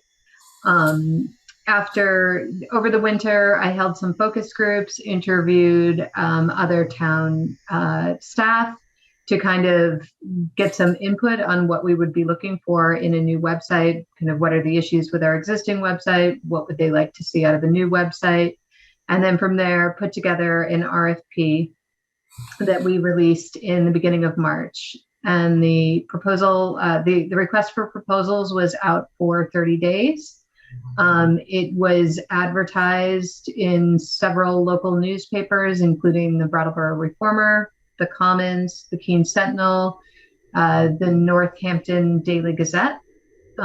We also posted it on the town website and distributed, put a notice out on our social media platforms. We had lots of interest, over 41 questions. I needed to do an amendment to the proposal to kind of answer the questions because I'm not an IT person and was trying to use best efforts to put together the proposal. And at the closing date, we received 27 proposals from really all around the world. Actually, most were US firms, but there were a couple that appeared to be outside of the country. We received one proposal late, so I think it was a total of 28 proposals. So one was disqualified because it came in late. And from there, I reviewed the proposals, did a first cut to kind of look at the, was it meeting the requirements of the proposal? Kind of gave a first cut so we could cull it down to 10 firms that Yoshi, Patrick, myself, we reviewed and kind of discussed the firms and landed with Edgeworks as the preferred firm. And so that is the firm that we're asking you to authorize us to contract with. As I mentioned, they are out of Waterbury, Vermont. Their proposal, if we take the options, which includes a six-month kind of service agreement after the end of the project, as well as their forms builder, it'll be about a $48,245 contract. So that does leave an additional about $26,000 that had been allocated for the project available. We're envisioning that through their design process that we're going to uncover some things that maybe weren't addressed in the scope of work that will be additional. So that will give us the ability to, make sure that we get what we need. So we would do that through change order. We're anticipating, or they're anticipating, that it will be about a 9-month process. And that's kind of one of the things we looked at. There were some firms that offer shorter periods and even less expensive proposals. And there were firms that offered longer project periods as well as more money. So they kind of sat in the middle in terms of that. But we felt like because this is a complete redesign, really taking the time to make sure that we get it right, 9 months seemed like a reasonable time. So we'd be looking at a new website launched by the end of this year. We're expecting end of, and when I say year, I mean 2022. So the proposal, their scope of work aligned with what we had put in the proposal. Obviously. So they have a process of discovery and design. And so I think it's in the discovery phase that we'll figure out if we need to use some of the additional funding that's available. And in that phase, once they put the design together, we will do a focus group, or they will run a focus group with community members and probably staff to kind of get some feedback on the design. And then the next phase is coding. And then the third is kind of delivery, which includes launching the website, but also training for town staff, which was something that we had identified. They are proposing to use a content management system. They call it, it's their content management system, but it's not proprietary in that they basically put together different open source content management systems for kind of a smooth, easy access or easy back-end function for town staff to be able to maintain it. So, so that's kind of their proposal. And I think I will leave it there and take questions. Great. Sue, thank you very much for the presentation. And thank you also for your work in getting this RFP out and taking the direction from RTM on the community engagement element of it to, incorporate that into getting the RFP together. I really appreciate the time and effort that went into that. So I'll open it up to the board for discussion or questions for Sue. Liz? I thought this was a very interesting RFP response. My favorite is avoiding pitfalls on page 7. I thought that was very clever and helpful. Excellent. Thank you, Liz. Yeah, Daniel. I am a regular user of brattleboro.org, and I'm regularly frustrated with it. You know, it is a hard site to navigate, and I'm a person who regularly uses it and sort of knows where things are. So I was happy to see that, like, Edgeworks in their initial, I was going to say investigation, but their initial experience with the town's website confirms a lot of the same kind of problems that most users have, right? And so I feel like their proposal is good. It's on point. It will guaranteed lead to a better website. Will the website answer all of our questions ever? And will it ever be a finished project? I don't know. But will it be much, much, much, much, much better and more accessible than the one we currently have? I'm pretty confident it will. And I will go to brattleboro.org/index.asp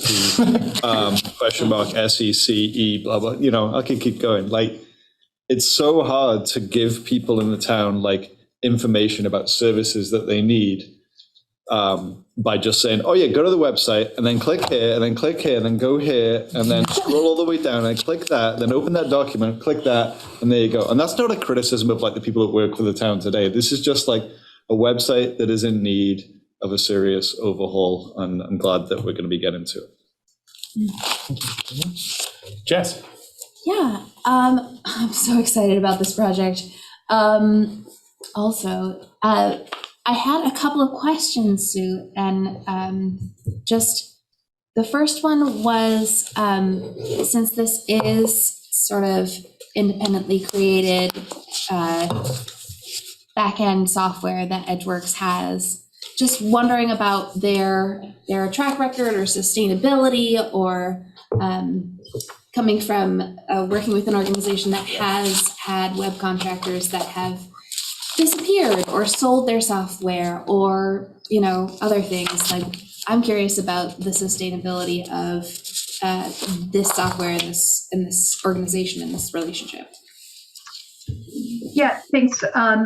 What they described to me is that they call it the Edgeworks CMS, but really it's a bunch of open source content management systems that they've kind of put together. So, it was my understanding that, we'll still be able to edit in there.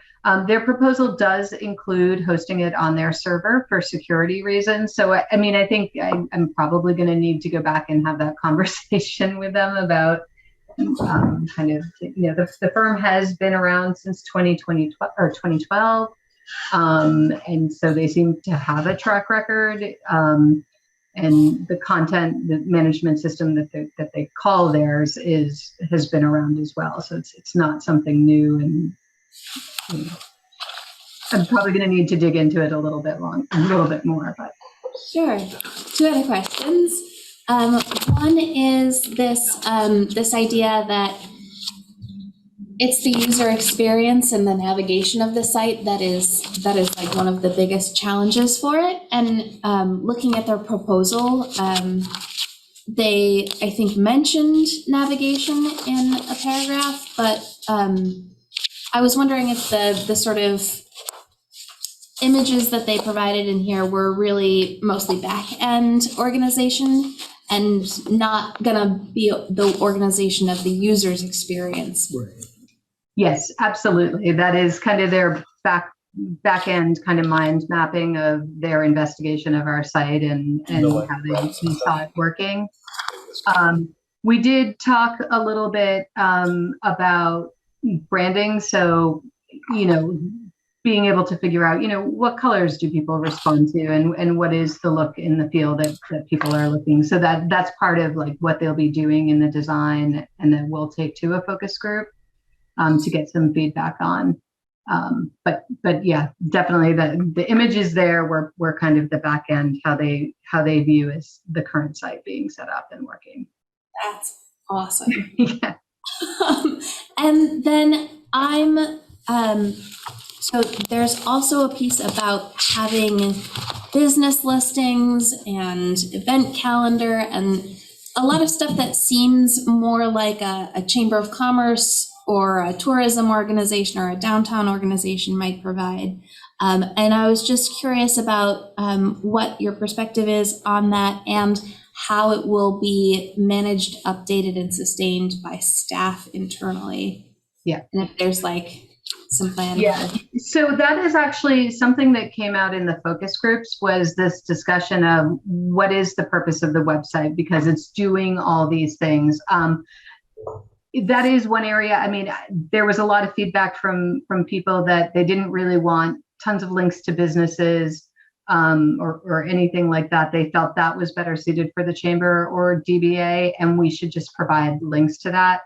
So I think that is something that we won't be looking to continue, kind of lists of business that we need to make sure that the links are still active and, you know, not broken and stuff. So I don't view businesses as being a part of it. In terms of the calendar, we also won't be looking to, you know, redo Plan-A-Go-Go or anything like that, but we do want a more functional municipal calendar on there. Right now, it's kind of buried on the bottom of the website. So something that's more visible so we can see the meetings, maybe click right on it and get the agenda.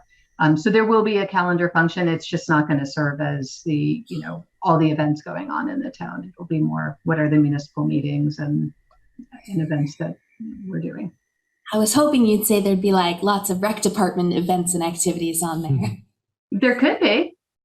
Yeah. Cool. All right. Those were my questions. You could choose Thank between you. stick time or coming to the planning commission. Planning commission. Sure. All right, thank you, Jess. Tim. Yeah, thank you. Hi, Sue. I never know where to look. You know, I guess I'm old-fashioned in that often when we're presented with a report that looks like a lot of work was done to go through all of the submissions, but I just always love getting some comparable bids. So where does Edgeworks land, by your recollection at least, with? My recollection is that they are mid to low mid. The lowest was around 12,000, and that was a specific government software. The highest, actually, there were maybe a couple that went over the 75,000 actually. So, you know, they didn't make the first cut because they were higher.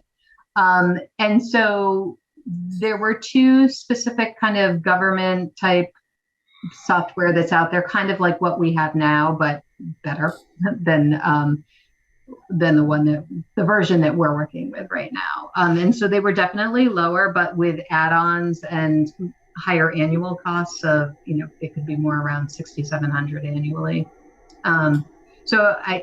There with 27 firms. I mean, I could pull it up and kind of rank them by cost, but I believe they sat somewhere in the middle to low mid.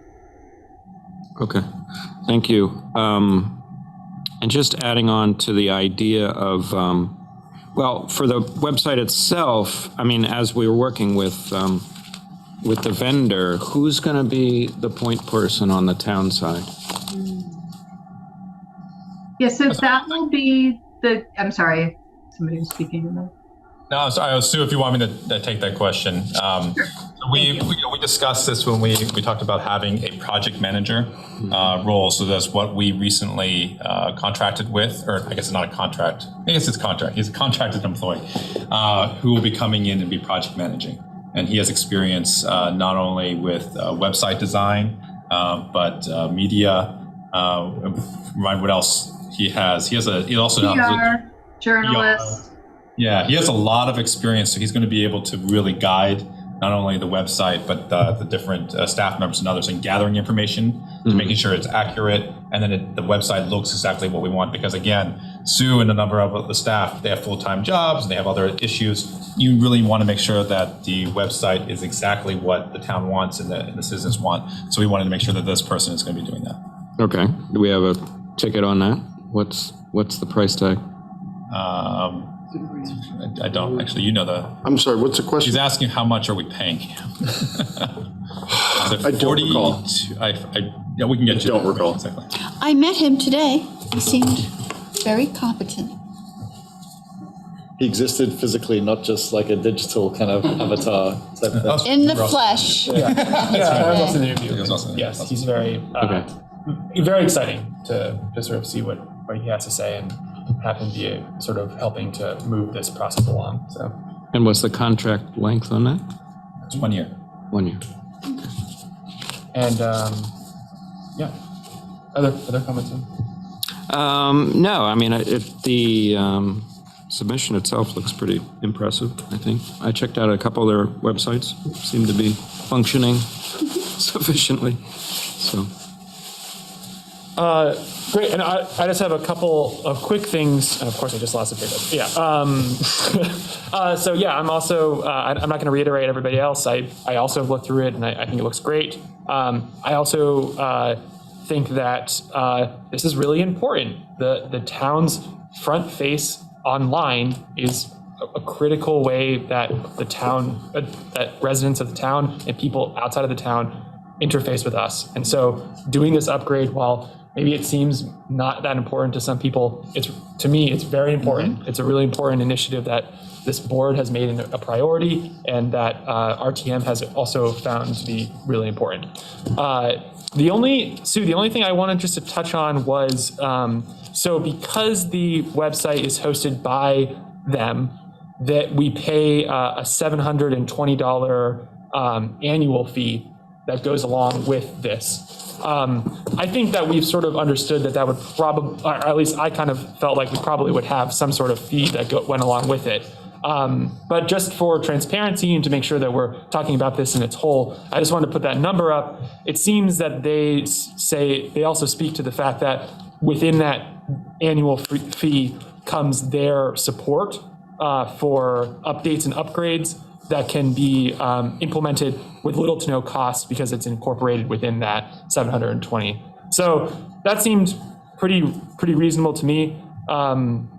But I was just curious, was that something that you saw with other proposals, that there was a annual hosting fee from companies, and was that just an element of these proposals? No, that was pretty typical to see some sort of annual fee, and this was definitely on the low side of that. Typically, they were around $3,000 a year, and the type of fixes that they will do are kind of bug fixes and security patches and that kind of stuff. And they did provide an hourly rate for, some more minor upgrades. So sometimes, we need to link to a new vendor. Like if say we had a different payment and we need to make that change, there might be a fee. It's anywhere between 75 and 90 an hour at their current rates. So something like that might need to happen. But even with our current site, it's $250 to add a new link or something like that. So they seemed reasonable in that way. Great. Thank you. I'm sorry, one more thing because it just came up. How do they interface with our current IT contract we have going? I mean, is there any duplication of services? Our current IT contract doesn't cover our website at all. Not at all. It's all, not in any way. It's all done by our staff, right? But that's who I call when I have trouble with email access. Yeah, but that's email, that's not website. Okay. So but our website is super secure and safe and everything. Well, yeah, I mean, that's my next question, right? Obviously. Like, is there any potential risk, in interaction? There's almost no link between, if what you're talking about is like, the town's data and the website, there's no connection. The website is on the public internet, and the town's IT infrastructure is not. or rather it's at least behind a series of firewalls, et cetera. So our website is maintained presently by an entity called, was it GovOffice? GovOffice. And we would be today, if the board agrees, working with this firm instead of GovOffice. But, you know. So it bears no relation, is what you're Apples and oranges. If our website was hacked, that wouldn't necessarily have any impact on our servers or on our email. They're not related to the GovOffice website. Great. All right. Anything else on the board? Yeah. Do I have to say my name? Yes. And where you live? Tom Mosikowski, Brattleboro. Good evening. Thank you, Gary. Hey, Sue. Thank you for all this work. I see in the memo a couple lists of the town departments' desires for the website and the people's findings and desires from the focus group that we did a while back. I mean, that you did, and I happened to be on it. Were these lists shared with the, as part of the RFP, and did applicants respond to these lists? And I will say before you answer this question, I looked through the proposal, but not in detail. I skimmed through it, so if that's in there. Yeah.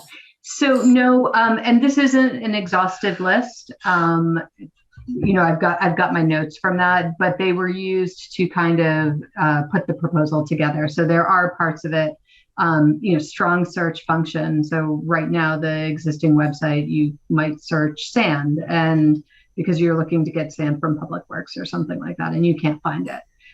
So things like that, up-to-date information, projects around town, there was discussion of that in the proposal, photos and videos and the ability to do that as well. So the comments that we received did help inform the request for proposal. Okay, it informed the request for proposal as well as what the proposal has in it, right? Yes. Okay, cool. Because I just want to make sure all those things, the importance of those gets to the applicant. And then I had this kind of this thought. I don't know much about web design, but I thought, scientific studies, they don't just deal with natural sciences, right? They deal with psychology and sociology. Maybe there's a lot of scientific studies for web design. And so instead of just doing websites, designing them based off of, tradition or what the most successful sites do or what focus groups say, I mean, all that is important, but maybe, did any of the applicants or did EdgeWorks specifically reference how they determine how to do design, and do they follow any studies, of actual researchers with objective methods? I don't recall anybody getting into that in their proposal. Yeah, but I'd be happy to ask EdgeWorks and get some feedback on that. They do, at least from what we saw out of the proposals, they were the most thorough of being able to at least detail how they were looking at our website and looking at the how it's mapped and how it goes, and sort of like looking at it for like an internal. And then from there, what you're describing is what the cheap ones, like the 12,000, the 15,000 ones, they were just like the generic cookie cutter. Right. Here's what we do. Here's what everything has, prepackaged, and that's why it's cheap. They were a little bit more expensive because I think you're exactly that. They were much more thorough in trying to examine and look at and trying to look at it a different way. Yeah. And that's what we liked about the proposal. Right. Yeah, I'm just wondering, and I don't know the answer to this. I don't have any examples, but I wonder if there's common web design features that everyone thinks work and looks flashy, or not flashy necessarily, but people are convinced works, focus groups will say they like, but then if studies are actually done, it shows, no, actually, you can get a more desirable effect if you put that over here. Or if you don't have a huge image taking up the whole screen, studies have shown that eyes go there, Like design thinking. Yeah. I think that might be on Daniel's the pitfall page. Oh, okay. Yeah, that's right. Yeah. I mean, I guess, for me, like a lot of what happens here is the board doesn't do this work, right? The board asks for somebody to do this work. We employ experienced staff who have expertise, and they, go out into the world and gather proposals. And I bet the people that put this proposal together have philosophical notions of the best kind of web design and like evidence-based kind of understanding of, web design and opinions about it and whatnot. And they're all way more informed about it than I am. And so I trust the people that were involved in this process. I'm excited to move forward and execute a base contract in the amount of blah, blah, blah. Yeah, if you were to make that into a motion. No, I don't. No, sounds good. I don't mean to cast doubt No, I know on what the you're process. saying. I'm just curious on how marketing kind of works and if it's just following a bunch of, tradition or if they actually I bet it's use evidence-based studies. Combination of all that plus some other stuff. Yeah. Okay. I do know that there's recently passed federal guidelines on accessibility. So accessibility can mean anything from making sure a colorblind person reads the same thing as a non-colorblind person like Aura. All the way to being able To handicap. Yeah, exactly. So I would suspect that this company is pretty on top of those things, even though I'm not sure they've actually addressed that in the RFP. It's pretty standard Can you of ask them that practice. too? Oh, they did. Yeah, definitely. It was one of the points that we hit on in the proposal. A lot of the firms maybe hit on that some more, but I will definitely double check that with them because it's a priority for us. Thank you. All right, we got a couple from in the audience. So I'm just going to look to Zoom to see if we've got anyone there, and I don't see anyone's hands up. So Gary had his hand up first. Actually, I think Dora. Did Dora have her hand up first? Yeah. It's fine. If Dora, I'm just going on. I'm just going on who I saw. I can wait. Don't worry, that's why. Dora Bublis, I don't have any, the only comment I'm going to have about the specific proposal, and I did not read it, Tim will tell you I'm not the person to comment on IT things anyway, but what Jessica said about the open source stuff, open source has been known to become not open source. So the question I would ask, and it might be in the pitfalls thing that Liz is talking about, who's responsible for fixing it if that happens? Is it the web design company or the town? And then if there is there a plan for that software backup, whatever?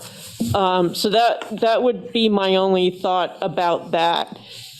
The other thing I'm just going to comment on is about communication, and I'm not going to chastise anyone for this because you did everything that you were supposed to do about how to put out the RFPs.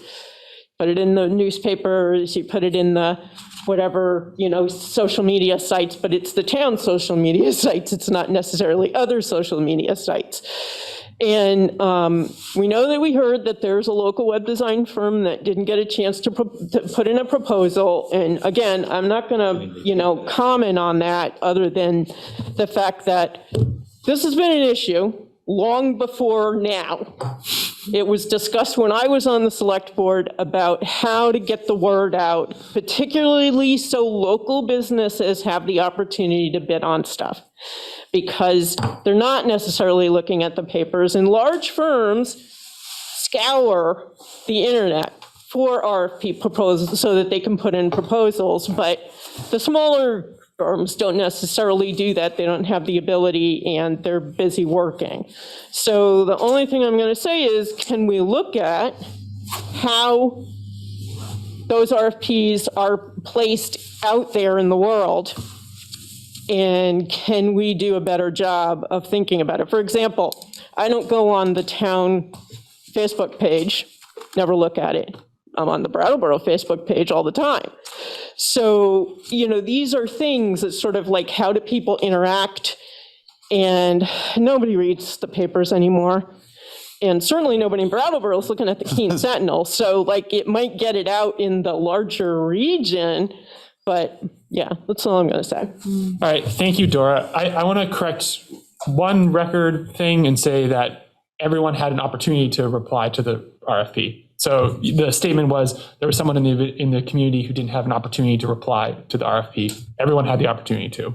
So the opportunity was there. And then the second thing I just want to ask to either Yoshi or to Sue, were there any Brattleboro firms that replied to the RFP? Yes, there was one firm from Brattleboro. But I hear you, and I think that part of the web design and the element of this that involves community engagement and how the town does its work involves how we can always be improving this process. And that includes how we put out RFPs. It's how we include having a calendar so that when you click on the select board meeting, the agenda comes up and you don't have to dig through the whole website to find it. So it's all of these different things, and they are all part of the same conversation. And so we put things out like this. We do this work to try to move ourselves further and closer towards a community and a government that's accessible, open, and easy to be a part of. So I'll just correct it because you're right. They did have an opportunity. I'm going to let Daniel speak to Daniel. Your previous comments because they're still board members. Yeah. So the methods that you just described as to like how this RFP went out into the world, right? Newspapers, social media, town website.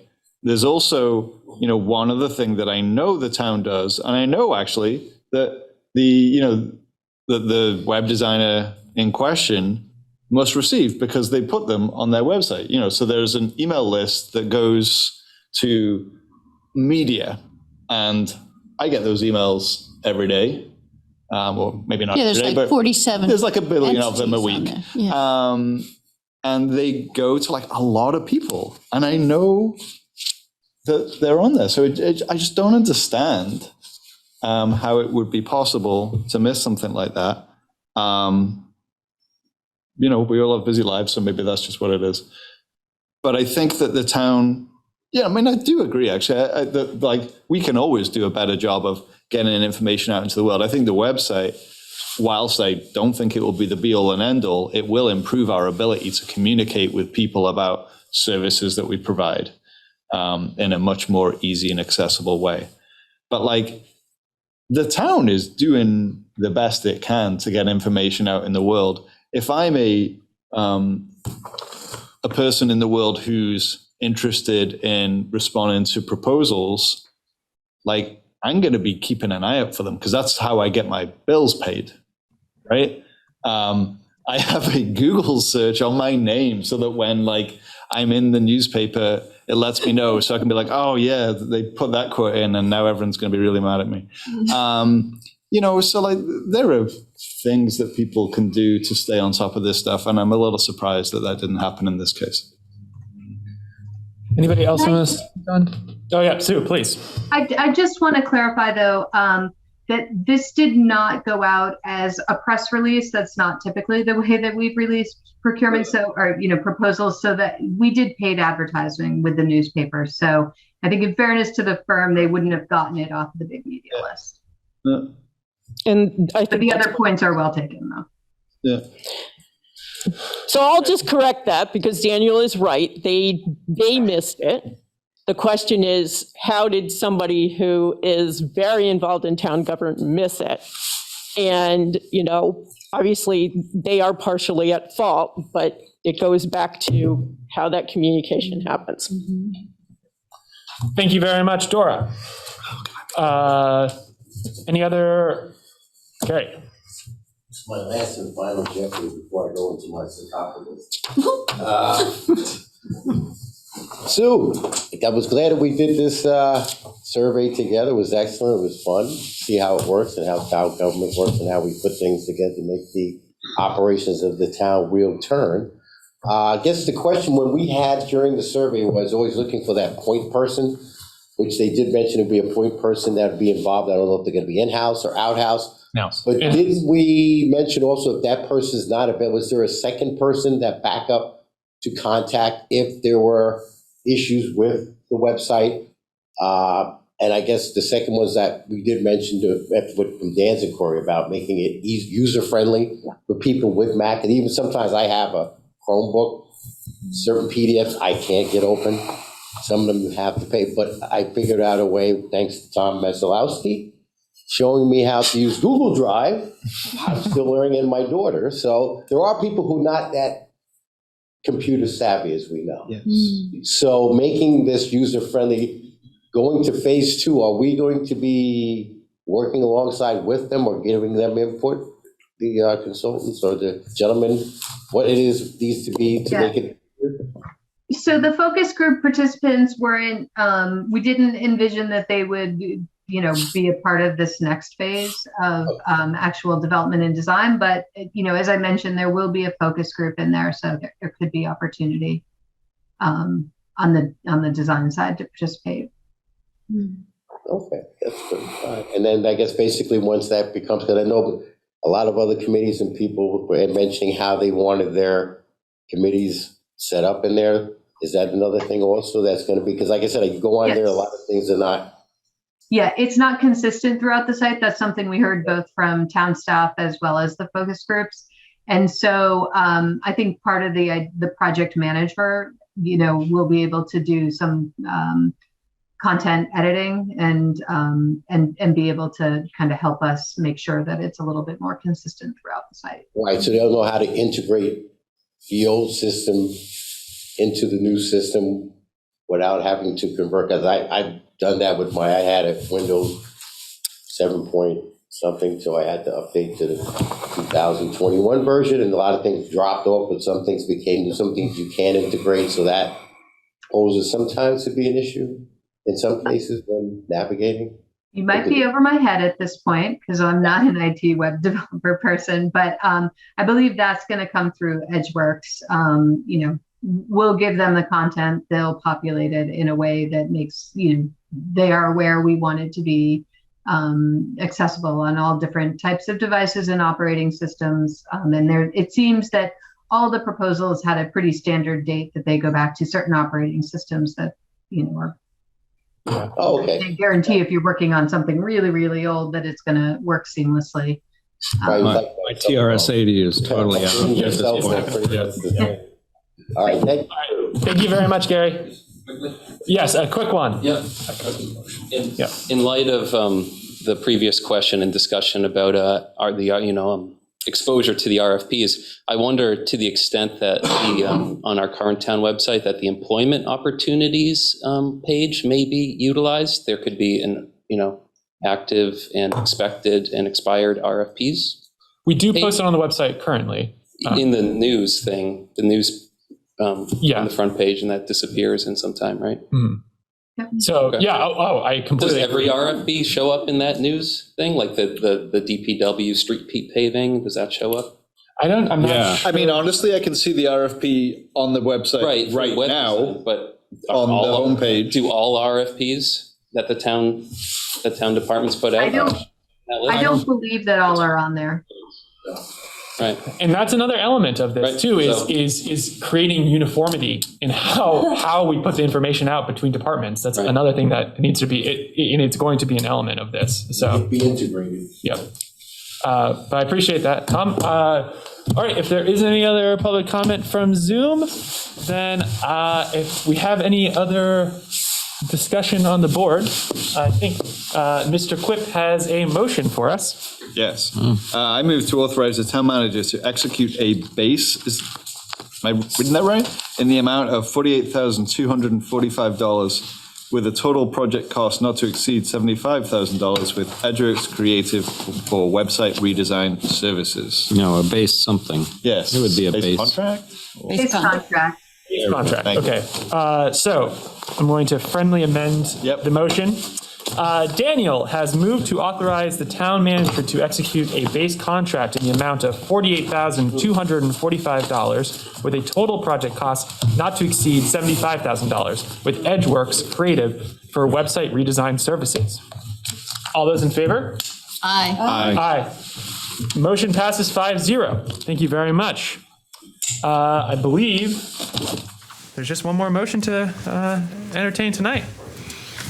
Motion to adjourn. Jess? I make. Oh, sorry.